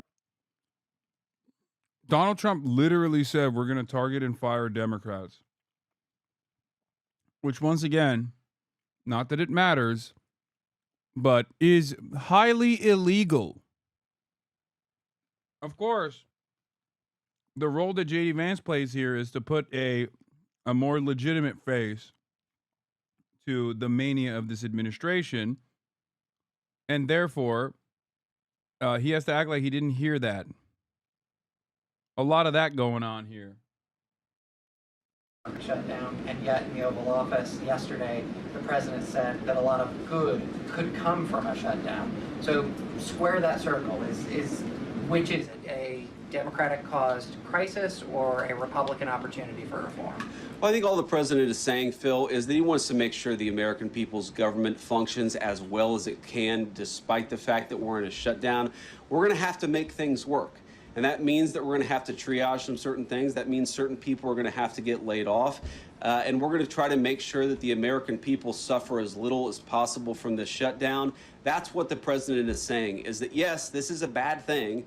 Obviously, the president is trying to reopen the government, but we're going to make things work as well as we possibly can, given the constraints that we have. And then on those policy differences for the discussion and the negotiations to come later, during the Biden administration, Democrats twice voted to expand these Affordable Care Act tax credits, but those were supposed to be temporary and they were slated to expire at the end of the year. As you sort of crack the door open to negotiation at a later date, would the party that ran on defunding Obamacare really negotiate about potentially expanding Obamacare? Well, Phil, what we've said to the Democrats is that we're willing to have a conversation about how to ensure that Americans continue to have access to health care and, frankly, they should have access to better health care at a lower cost. We inherited a mess of a healthcare system from the Biden administration. It's why the president has worked so hard on the most favored nation status for prescription drugs. It's why we care so much about lowering the cost of prescriptions and why we're doing everything else. We're willing to have that conversation, but I think it's important to bracket the healthcare policy conversation because it's separate from the government. If you want to understand the stupidity of the Republican Party and what motivates them to take action in one way or another, understand that back in the day they used to say it's Obamacare. They would just associate healthcare with Obama. And that's how they attacked it. Now they just say, oh, it's undocumented transgenders that are getting the healthcare. So this is part of the reason why I don't this is part of the reason why I always say, like, this is not like what we arrived at as far as American politics goes didn't happen overnight. They used to do this back in the day as well. They used to lie. They used to say death panels when they were defending the private healthcare industry and did not want the ACA provisions to force healthcare providers to actually offer people coverage regardless of their pre-existing conditions. Shutdown. We think that we can open the government and then have the conversation about what best healthcare policy to fit the needs of the American people. That's all we're trying to do. That's all we're trying to accomplish. We've got to reopen the government first. Now, Caroline, I don't know how you do this, how you actually choose people, because I don't know 90% of the names in here. Is it just who's the best dressed? Okay, I really like your shirt. Go ahead. Thank you, Mr. Vice President. You are president of the Senate. Can you talk about what you're doing, what the administration is doing to try to get other Senate Democrats to vote to open the government?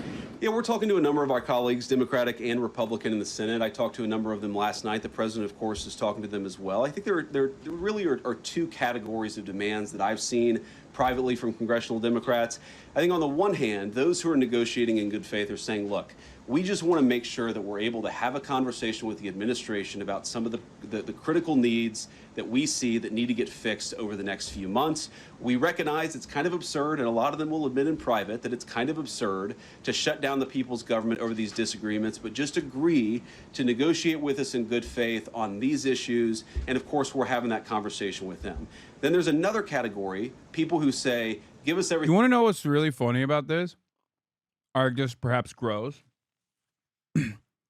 Obviously, he's lying, but something that has been endlessly frustrating for even Republicans in Congress that they're too pussy to say anything about is the fact that Donald Trump is now single-handedly capable of overriding the power of the purse that Congress has.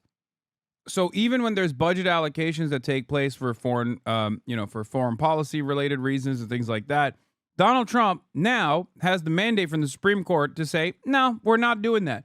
This has been very frustrating and is yet another incredibly important point of contention in the shutdown conversations. It's so bad that even Chuck Schumer used it as an example to say, what difference does it make whether we actually allocate money in the budget for anything when the president can then turn around and say, we're not doing that anymore? Like, it has eroded the last remaining use of the legislative body. So when he turns around and says, oh, we got to have a conversation in good faith, it's like, you can't have a conversation in good faith with these guys. It's all bad faith. They want, or we're going to keep the government shut down. We just write those people off because they're not negotiating in good faith. And frankly, we don't need them. We've already got. Can you say why the immigrant healthcare thing is bullshit? You need to explain it for a MAGA guy? It's just a lie. There's no other way to explain it. It's just a lie. Like, I know that sounds crazy. I understand where you're like, well, that doesn't really answer the question. Like, what do you mean it's just a lie? That's it. It's just a lie. It's not a thing. It is literally not a real thing. Undocumented migrants are not capable of taking advantage of any kind of social expenditure. Okay? They don't take advantage of welfare. They can't get it. They don't get any health care whatsoever from the federal government. It's just completely bullshit. It's made up. The thing that you can maybe tangentially point the finger at is like, that there are documented immigrants who also at certain points will get a fraction of the healthcare coverage, or like some of the funding could go to documented immigrants, not undocumented immigrants, just documented immigrants. But even then, that's a marginal part of this much larger amount that is being taken away. And even then, it's also not illegal. It's like literally legal for documented migrants to be able to take advantage of some of the healthcare initiatives the federal government has. What are we doing? These are legal, documented non-citizens, okay? These are not undocumented migrants. These are documented, legal non-citizens. But even then, it is a tiny sliver of the overall expenditure, okay? Yeah, fact check. Trump falsely claims Democrats want to give free health care to illegal aliens in government shutdown battle. Trump and Vance's assertions are not true. The Democrats are drawing a line in the sand over health care, but it doesn't involve undocumented immigrants. The Democrats are pushing to continue more generous federal subsidies to help Americans afford Obamacare policies and reverse the deep cuts to Medicaid contained in Trump's sweeping domestic policy agenda package. But neither of those changes would provide health care coverage to undocumented immigrants, since they aren't eligible for either program. Undocumented immigrants are not eligible for any of these programs. Democrats' top priority is extending the... Do you see why this is so stupid, by the way? Like, you're asking me something where you're like, hey, how can I convince my MAGA coworker? And I don't have a great answer for you other than it's just a lie, because that's exactly what it is. It just sucks, but they are blatantly lying. They are just straight up making this up. They're lying to dupe your MAGA coworkers into believing that the healthcare cuts that are coming are not actually going to hurt him, but they're going to magically hurt some undocumented migrant instead. It's pretty crazy. 3 more Democrats last night than I thought we would get.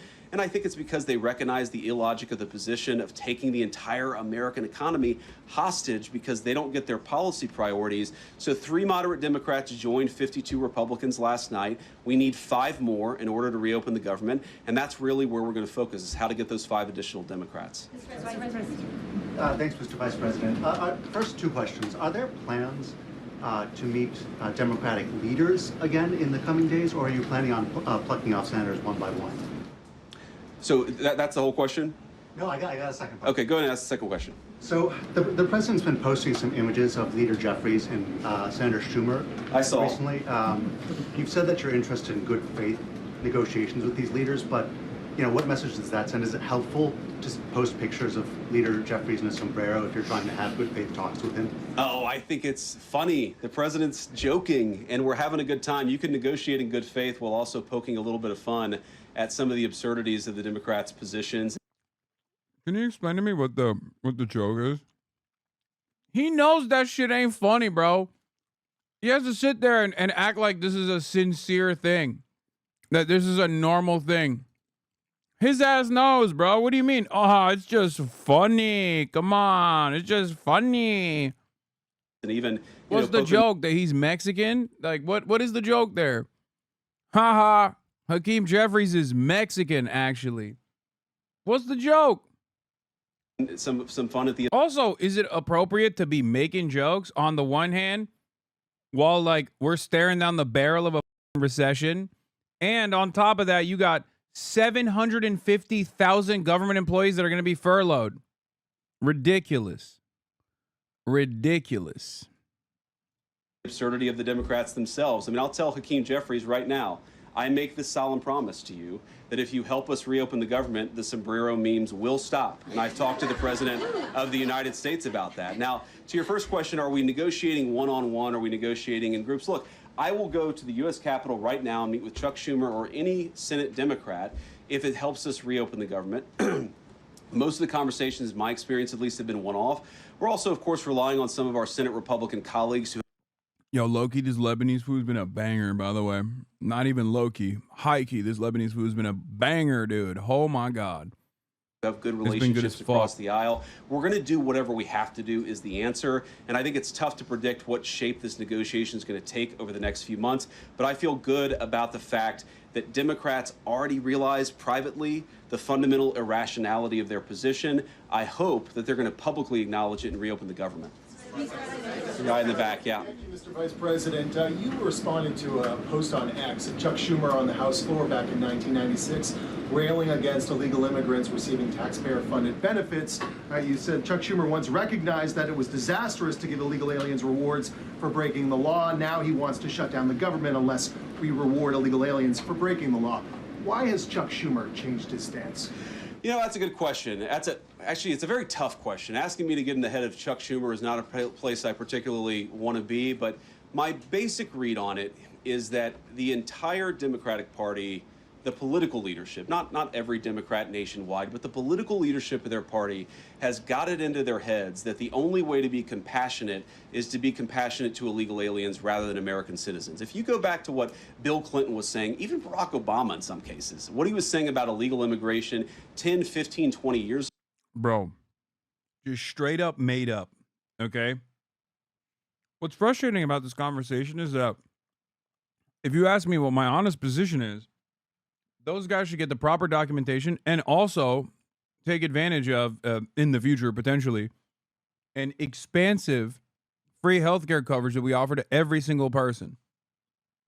But we're so far removed from that reality that we're just over here talking about how these guys have created this like fictitious narrative about how undocumented migrants are the only people that the Democrats care about and that they're getting all of the healthcare that you're not getting. This one is not as good. This is a tar thing. But the Lubna is pretty good. You would put them on the MAGA right based purely on their rhetoric around illegal immigration. So I don't know why they've gone so far to the left. I think it's bad for the country. I think it's bad for them politically. But our principle, all I can do is speak for the president that I serve and the country, the administration that I serve right now. We believe that the American people's government exists for the American people.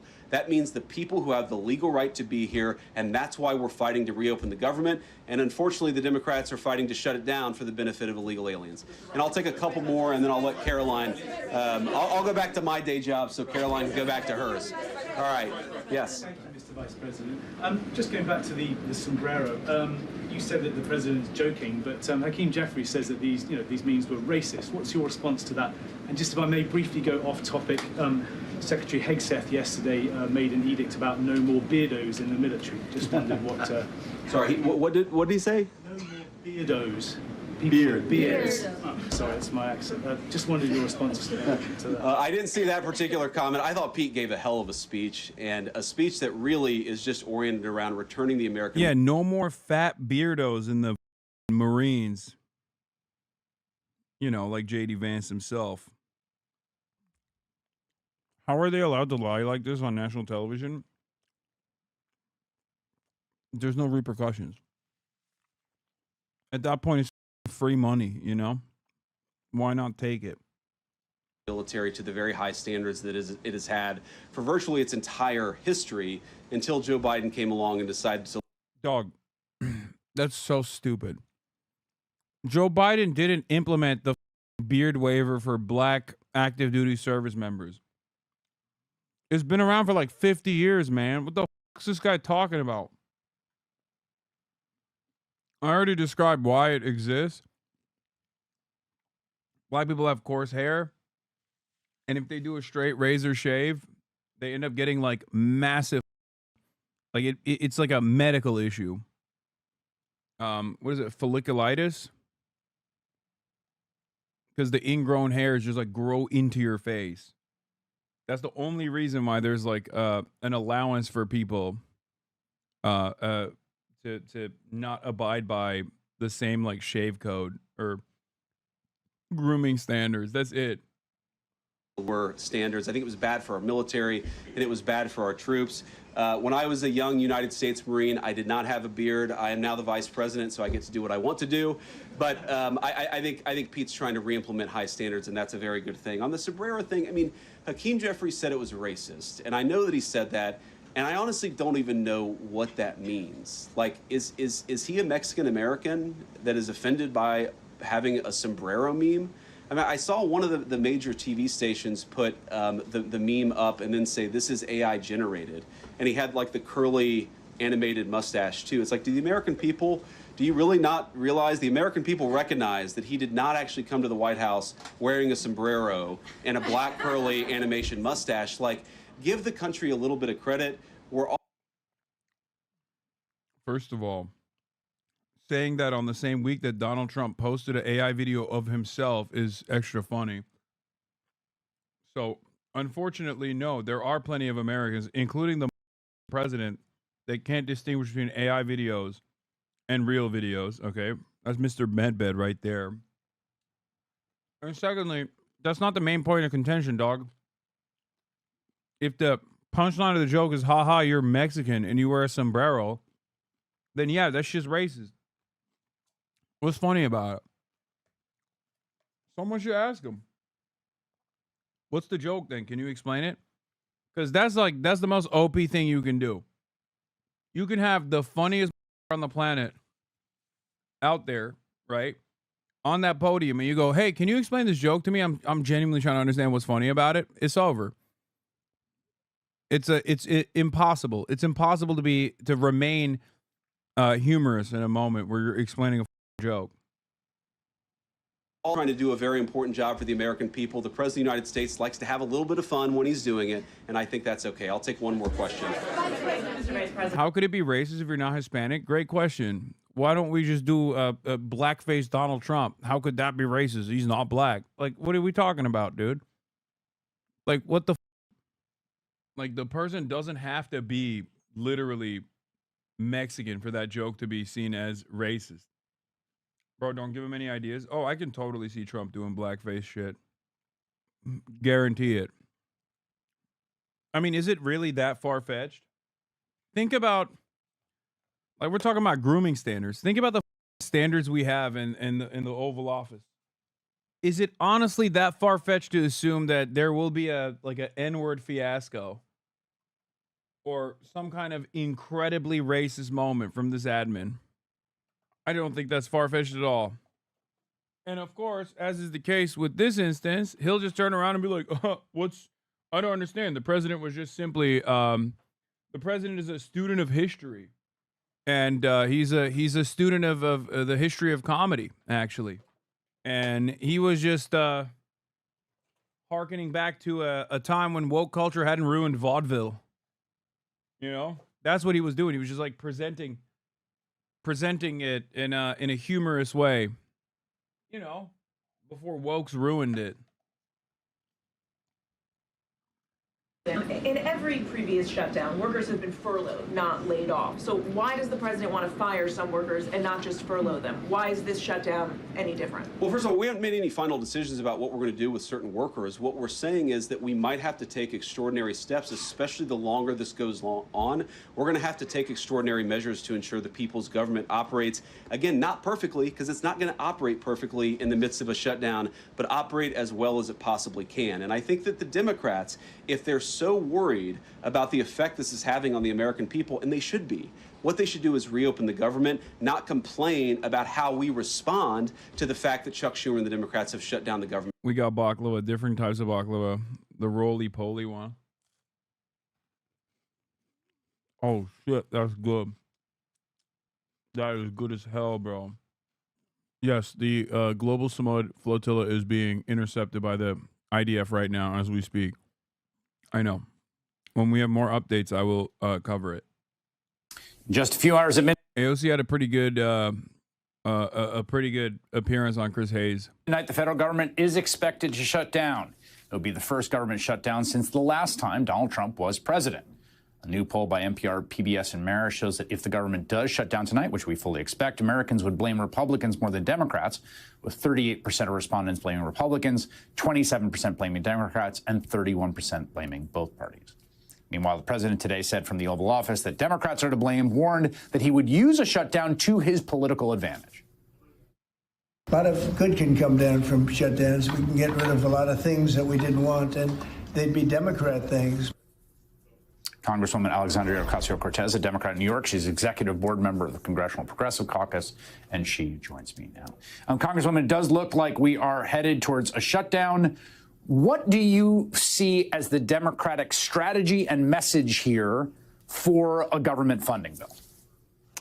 I mean, Chris, we're here to help people. We are here in the midst of this destruction of the federal government, the federal safety net, $1 trillion eviscerated from people's health care, their Medicare, their Medicaid in this country, with prices that are skyrocketing and life becoming completely untenable for the American people.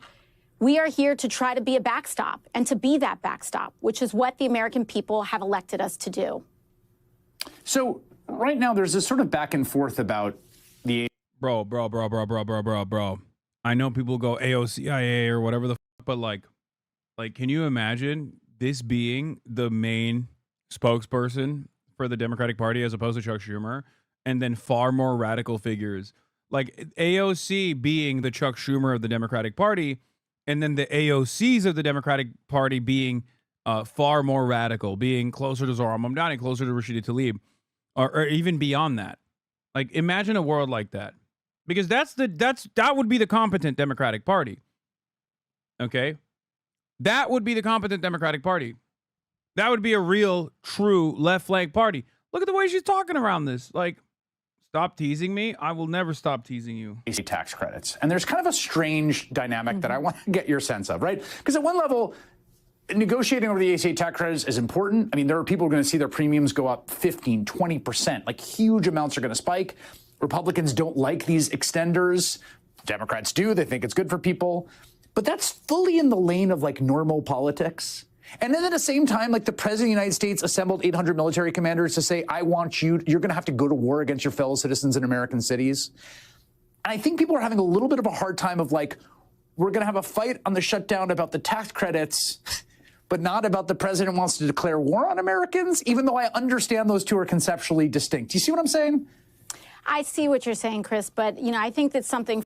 I mean, there's so much that the Democrats could wage war against the Republicans over. That's not a bad idea as well. That's not a bad idea to highlight as well. Like, there's so much. Doge cuts, tax cuts for the wealthy, and then trying to not add to the deficit as much by basically cutting $800 billion in healthcare, something that they're fighting for. Mass kidnappings taking place in every American city. ICE now having more power than they ever have had at any point since its inception in 2001 or 2003. No, 2001, right? What year did the Department of Homeland Security get invented? It was right after 9/11, right? 2002? People forget. They think ICE has been around. To really set the record straight here on, this is not a fight over tax credits. This is a fight over your ability to go to a pharmacy. What? Why is the left letting this happening? This is incredibly frustrating. Why is the left not pushing back? What are you talking about? We're literally watching a prominent Democrat push back. Do you mean, like, what? They are doing that. This is it. Why do you think the government shut down, chatter? That's the reason. We're watching it. Afford your insulin. We're not talking about just 15 or 20% increases in people's premiums. Tomorrow, healthcare companies, and today, healthcare companies are finalizing the premiums that everyday Americans are going to be paying. And we are talking about a doubling of monthly healthcare premiums, not even including your deductible, in terms of what people are going to be paying next year because of $1 trillion in Medicaid cuts that were put together earlier this year. And I don't know about anybody else, but I do not think that this is just about a tax break or a small tax extender. This is about fighting not just on tax breaks, community health centers, and ensuring that we have a stability of the American healthcare system. Yeah, it's about protecting rural hospitals. Like, rural hospitals overwhelmingly rely on Medicaid for funding. Nursing homes as well overwhelmingly rely on Medicaid for funding because Medicare coverage lapses beyond nursing homes. For like long-term care, nursing home care, you need Medicaid as well. And it's crazy to me that that's the base of support for MAGA. This is, unironically, the Democrats fighting against the MAGA party at the behest of the MAGA base. What are we doing? That's what's so crazy about it. I don't know anyone who acts like you. What? Cares about the future of this country, no matter how much it seems like everyday citizens don't. No matter how much everyday citizens act out against people like myself for caring about the future of this country, regardless of how hostile the average American is to my position. Okay, this is the last one. This is the Lokum Turkish Delight. Bro, everything that I had was bomb, except for the hummus. The hummus was ass. And the arayas or the za'atar wasn't great either. But everything else was bomb. With chicken and rice, I already downed it. And when Republicans use a legislative mechanism to gut the American healthcare system, we have to use a legislative mechanism in order to restore it and to fight for it. Because at the end of the day, you know, people may talk about tax credits this and tax credits that. What they do understand is when you have insulin and you can't afford it. What they do understand is when your kid has chemotherapy or your spouse gets diagnosed with cancer and you go into a hospital and it doesn't get covered. And you have to choose life and death, what this is about. Now, that does not mean that we ignore the abhorrent violation of law and norms and what is happening with our U.S. cities, but we have a broad spectrum of ways and places that we can fight, including our governors, our attorney generals, and our state and municipal leaders, as you just saw. So I just want to make sure I understand this just from your perspective here. So, and I think this is generally the view of congressional leadership as well. You can correct me if I'm wrong. If there was bipartisan compromise, right? If everyone came together, the leaders of the parties, the president, and said, yes, these 5 things, we're going to make sure that these premium supports keep going. We're going to fund community health centers, whatever the sort of asks on appropriation around people's affordable health care. If those were met, Democrats would be a yes. Like, that is the box that this is happening in, as opposed to we can't fund a Department of Justice that prosecutes political enemies or whatever else might be out there.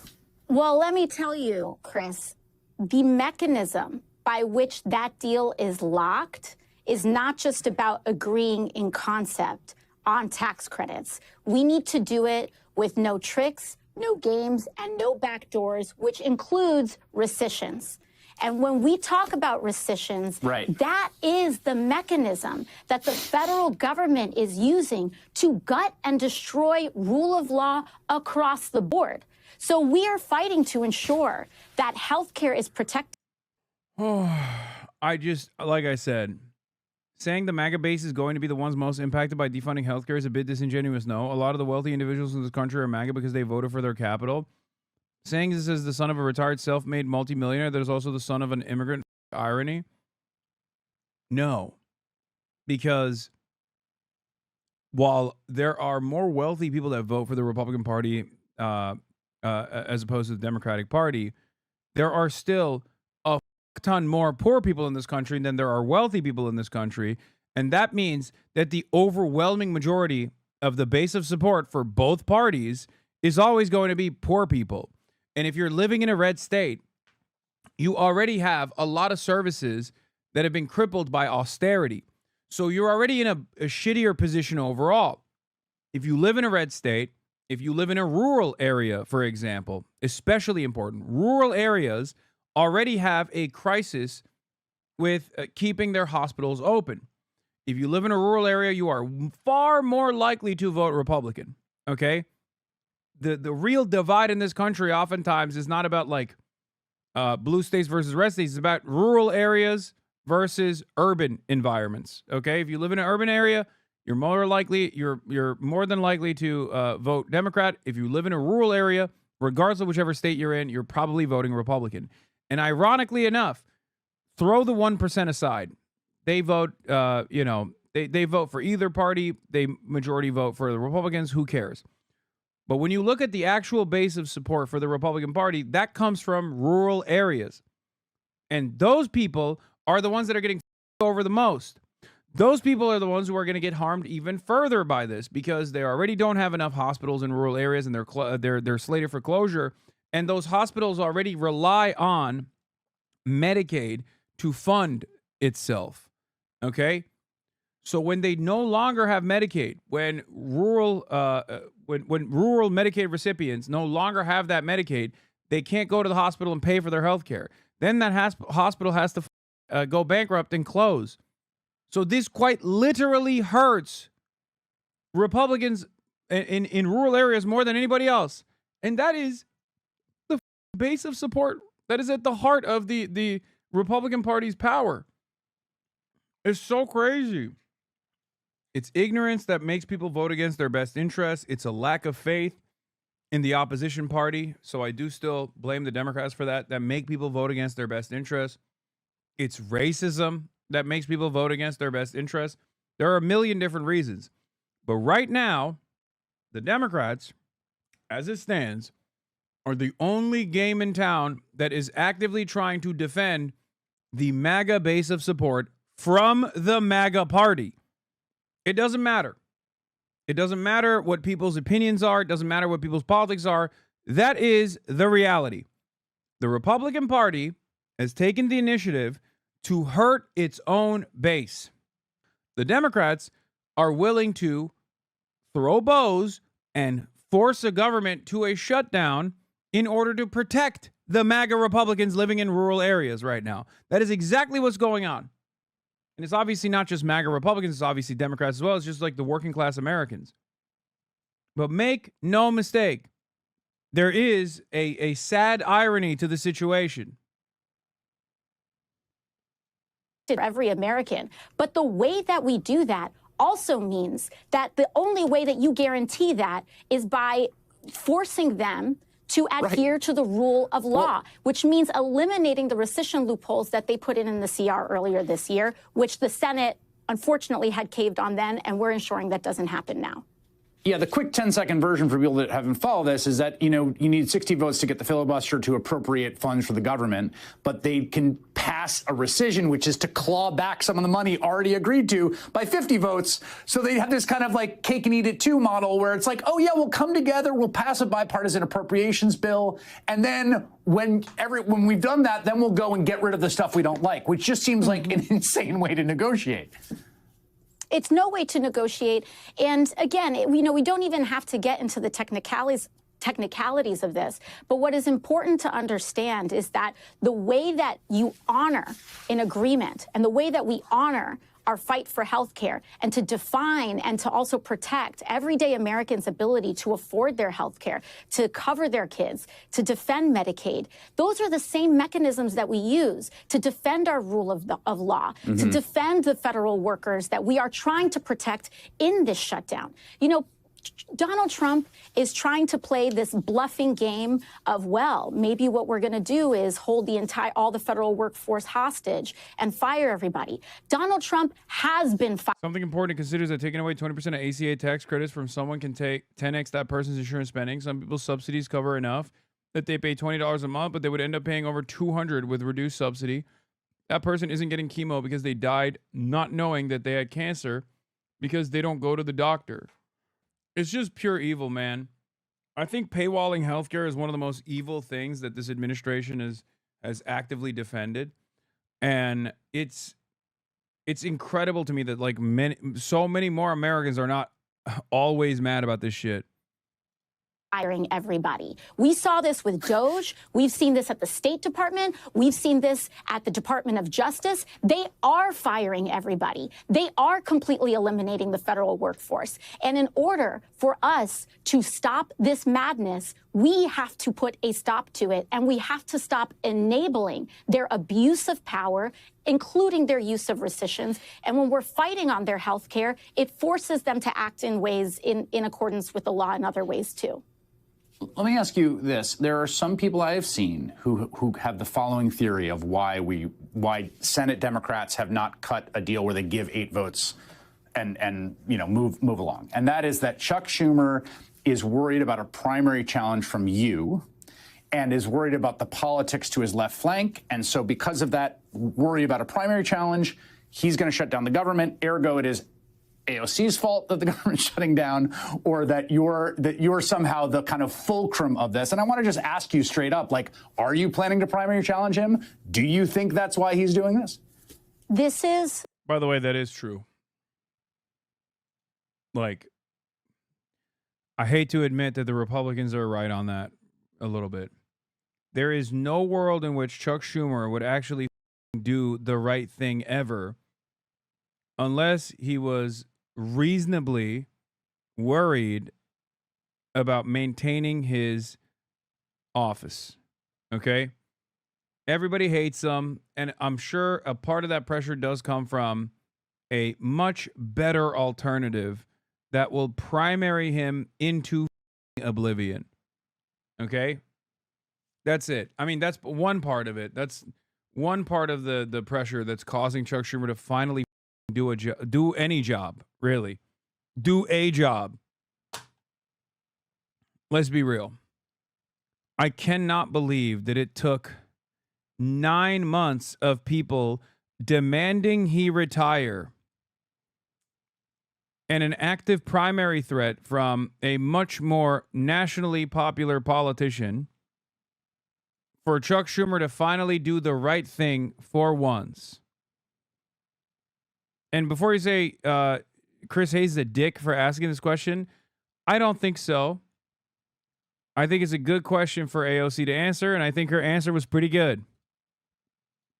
Like, her answer could have been more aggressive towards Chuck Schumer to be like, you know, yeah, there is some truth to that. It's not me. I'm simply a way for people to voice their frustrations with the leadership of the party. You see the polls. 62% of Democrats want Hakeem Jeffries to be replaced as well. Obviously, we have a crisis of good leadership in the party. It's not a secret that you know, I was undermined when I was running for head of oversight.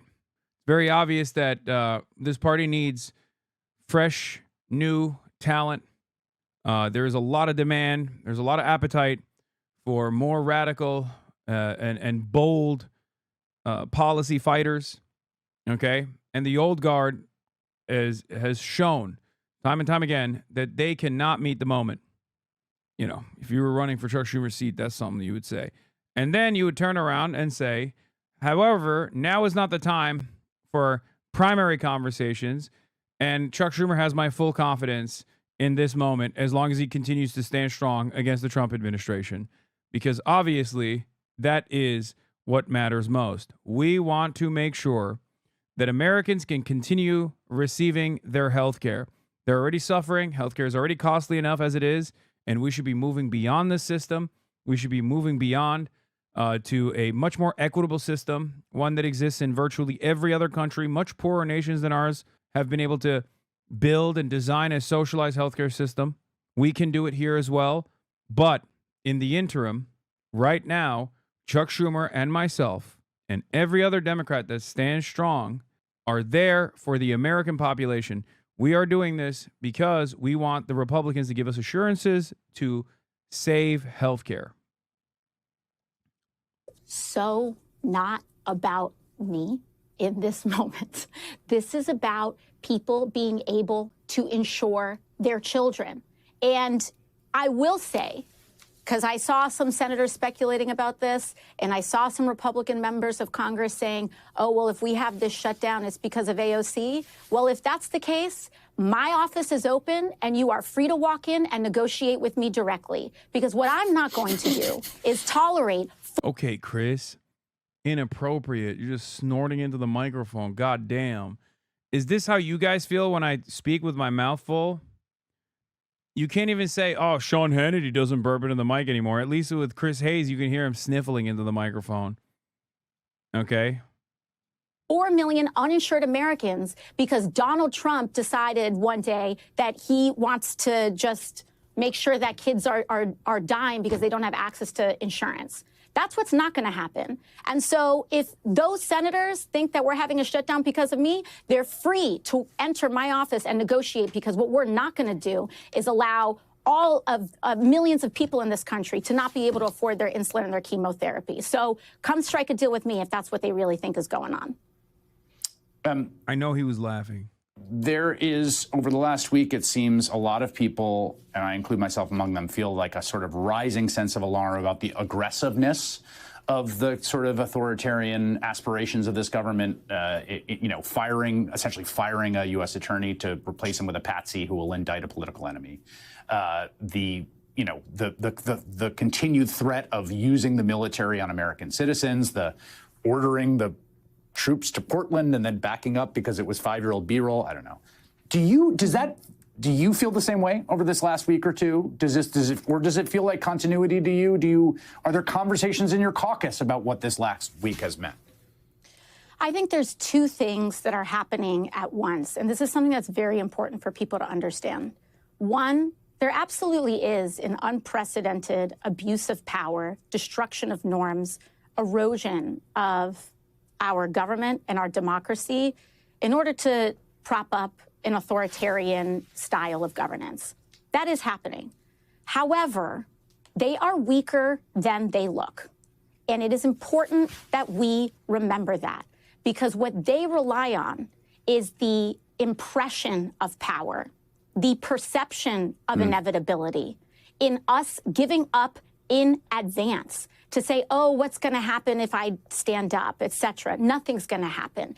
They rely on that perception of inevitability and power so that people comply in advance and acquiesce in advance and give up in advance. And at the end of the day, Donald Trump is at record levels of unpopularity in his tenure. The Republican House is at record levels of unpopularity. They are underwater across the board, and they know it. She stole your whole flow, dog. Dog, why do you think I fucking speak? Why do you think I say these things? I say these things so you repeat them. I hope that politicians will repeat them as well. The fuck do you mean? It's free ball, baby. It's free money. And no, I don't think she got this from myself. I'm sure she also arrived at the same conclusions on her own. And that is causing them to double down in public, but it is backfiring. That is why, whether it's a shutdown, whether it's all of this, they want us to blink first.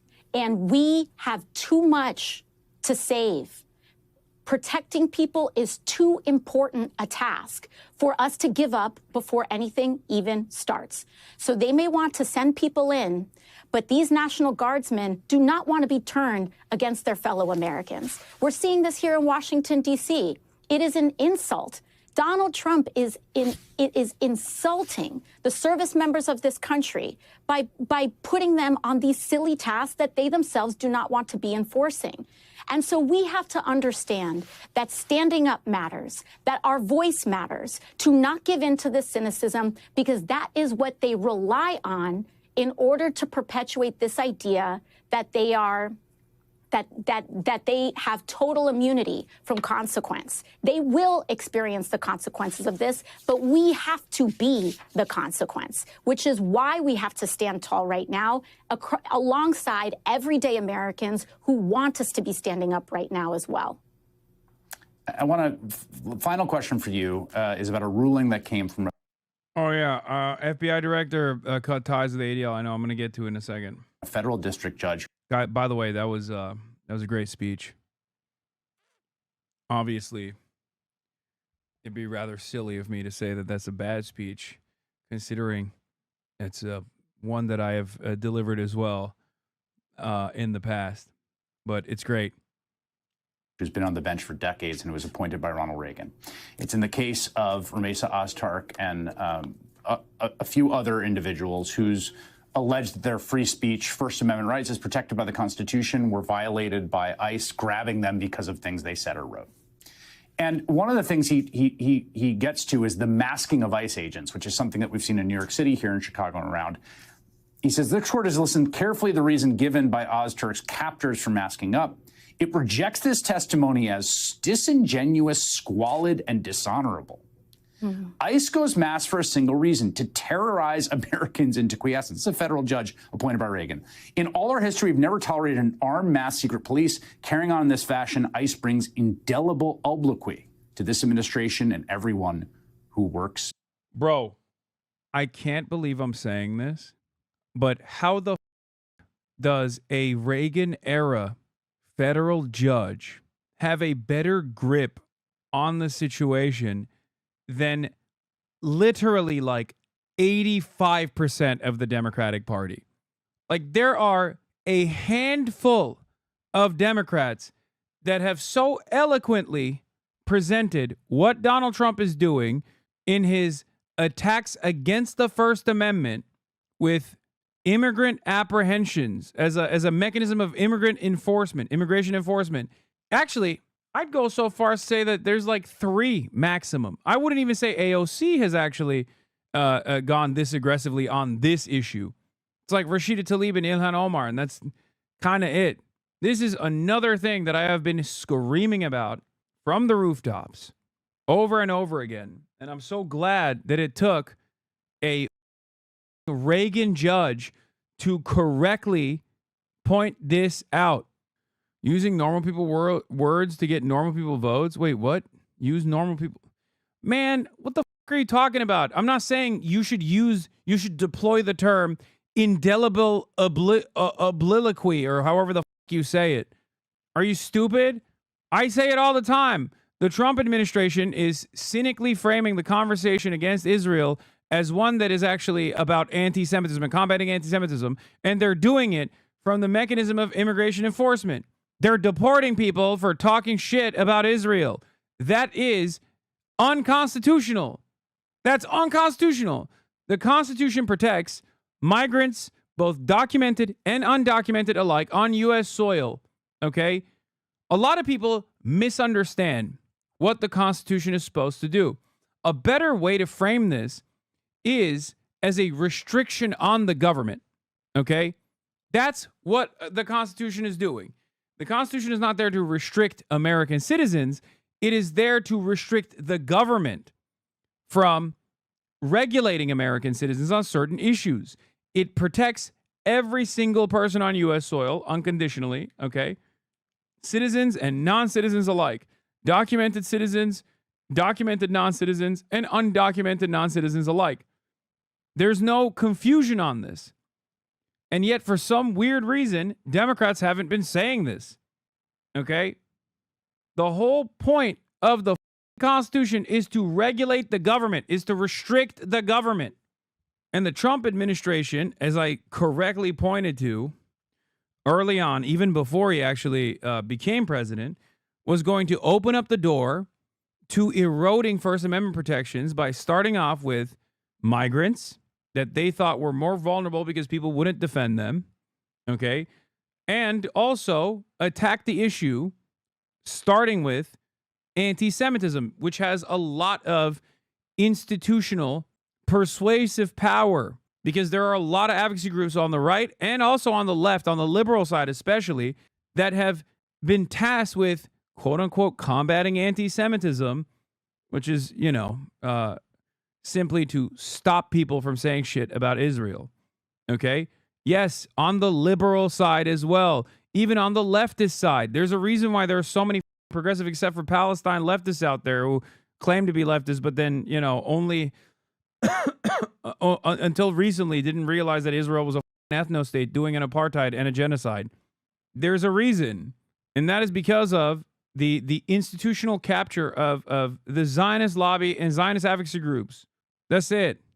And the Trump administration was very well aware of this, and they realized that that would be the easiest way to open up the door to eroding the First Amendment. This is all laid out, as I have told you time and time again, in Project Esther, which is the First Amendment attack that the Heritage Foundation designed, starting with anti-Semitism, starting with tackling anti-Semitism, which is like anti-Israel sentiment, of course, and then using immigration enforcement, where there's unilateral power in the hands of the state, only to then move on to anti-Christian behavior, for example, or anti-capitalism, as the Trump administration is now designing under new designations as violent rhetoric. Okay? Anti-American, anti-capitalist, anti-Christian rhetoric is now considered violent rhetoric. Where the fuck do you think that goes?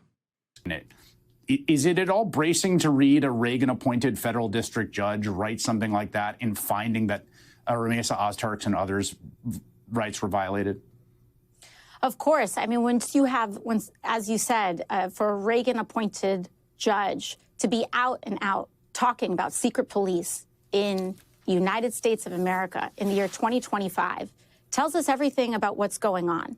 And we get to these extremes through these small erasures and steps when everyone says makes an exception here or makes an exception there. And then before you know it, you have masked agents roaming the streets of this country that do not feel entitled to identify themselves or do not feel like as though they answer to the American people at all. That is dangerous. And it is not without saying, it does not go without saying that the people that they went after first are some of the most vulnerable activists in the United States, which is to say pro-Palestinian organizers and young people, especially those who are on green cards or on visas. Yeah. And the idea that we would allow our freedom of speech to be violated and create exceptions to that for people who are advocating for the lives of Palestinians, it erodes at the very core of American identity, too, because this is the land of the free, but only as long as we defend it and make it so. And so we have a responsibility to ensure that that these individuals are protected, including Mahmoud Khalil, who the Trump administration is currently trying to move to deport. Yes, in fact, trying very, very hard as we speak. Congresswoman Alexandria Ocasio-Cortez, thank you for your time tonight. I appreciate it. Of course. Thank you very much. Hasan Reaction is one of the best ones in the React channel.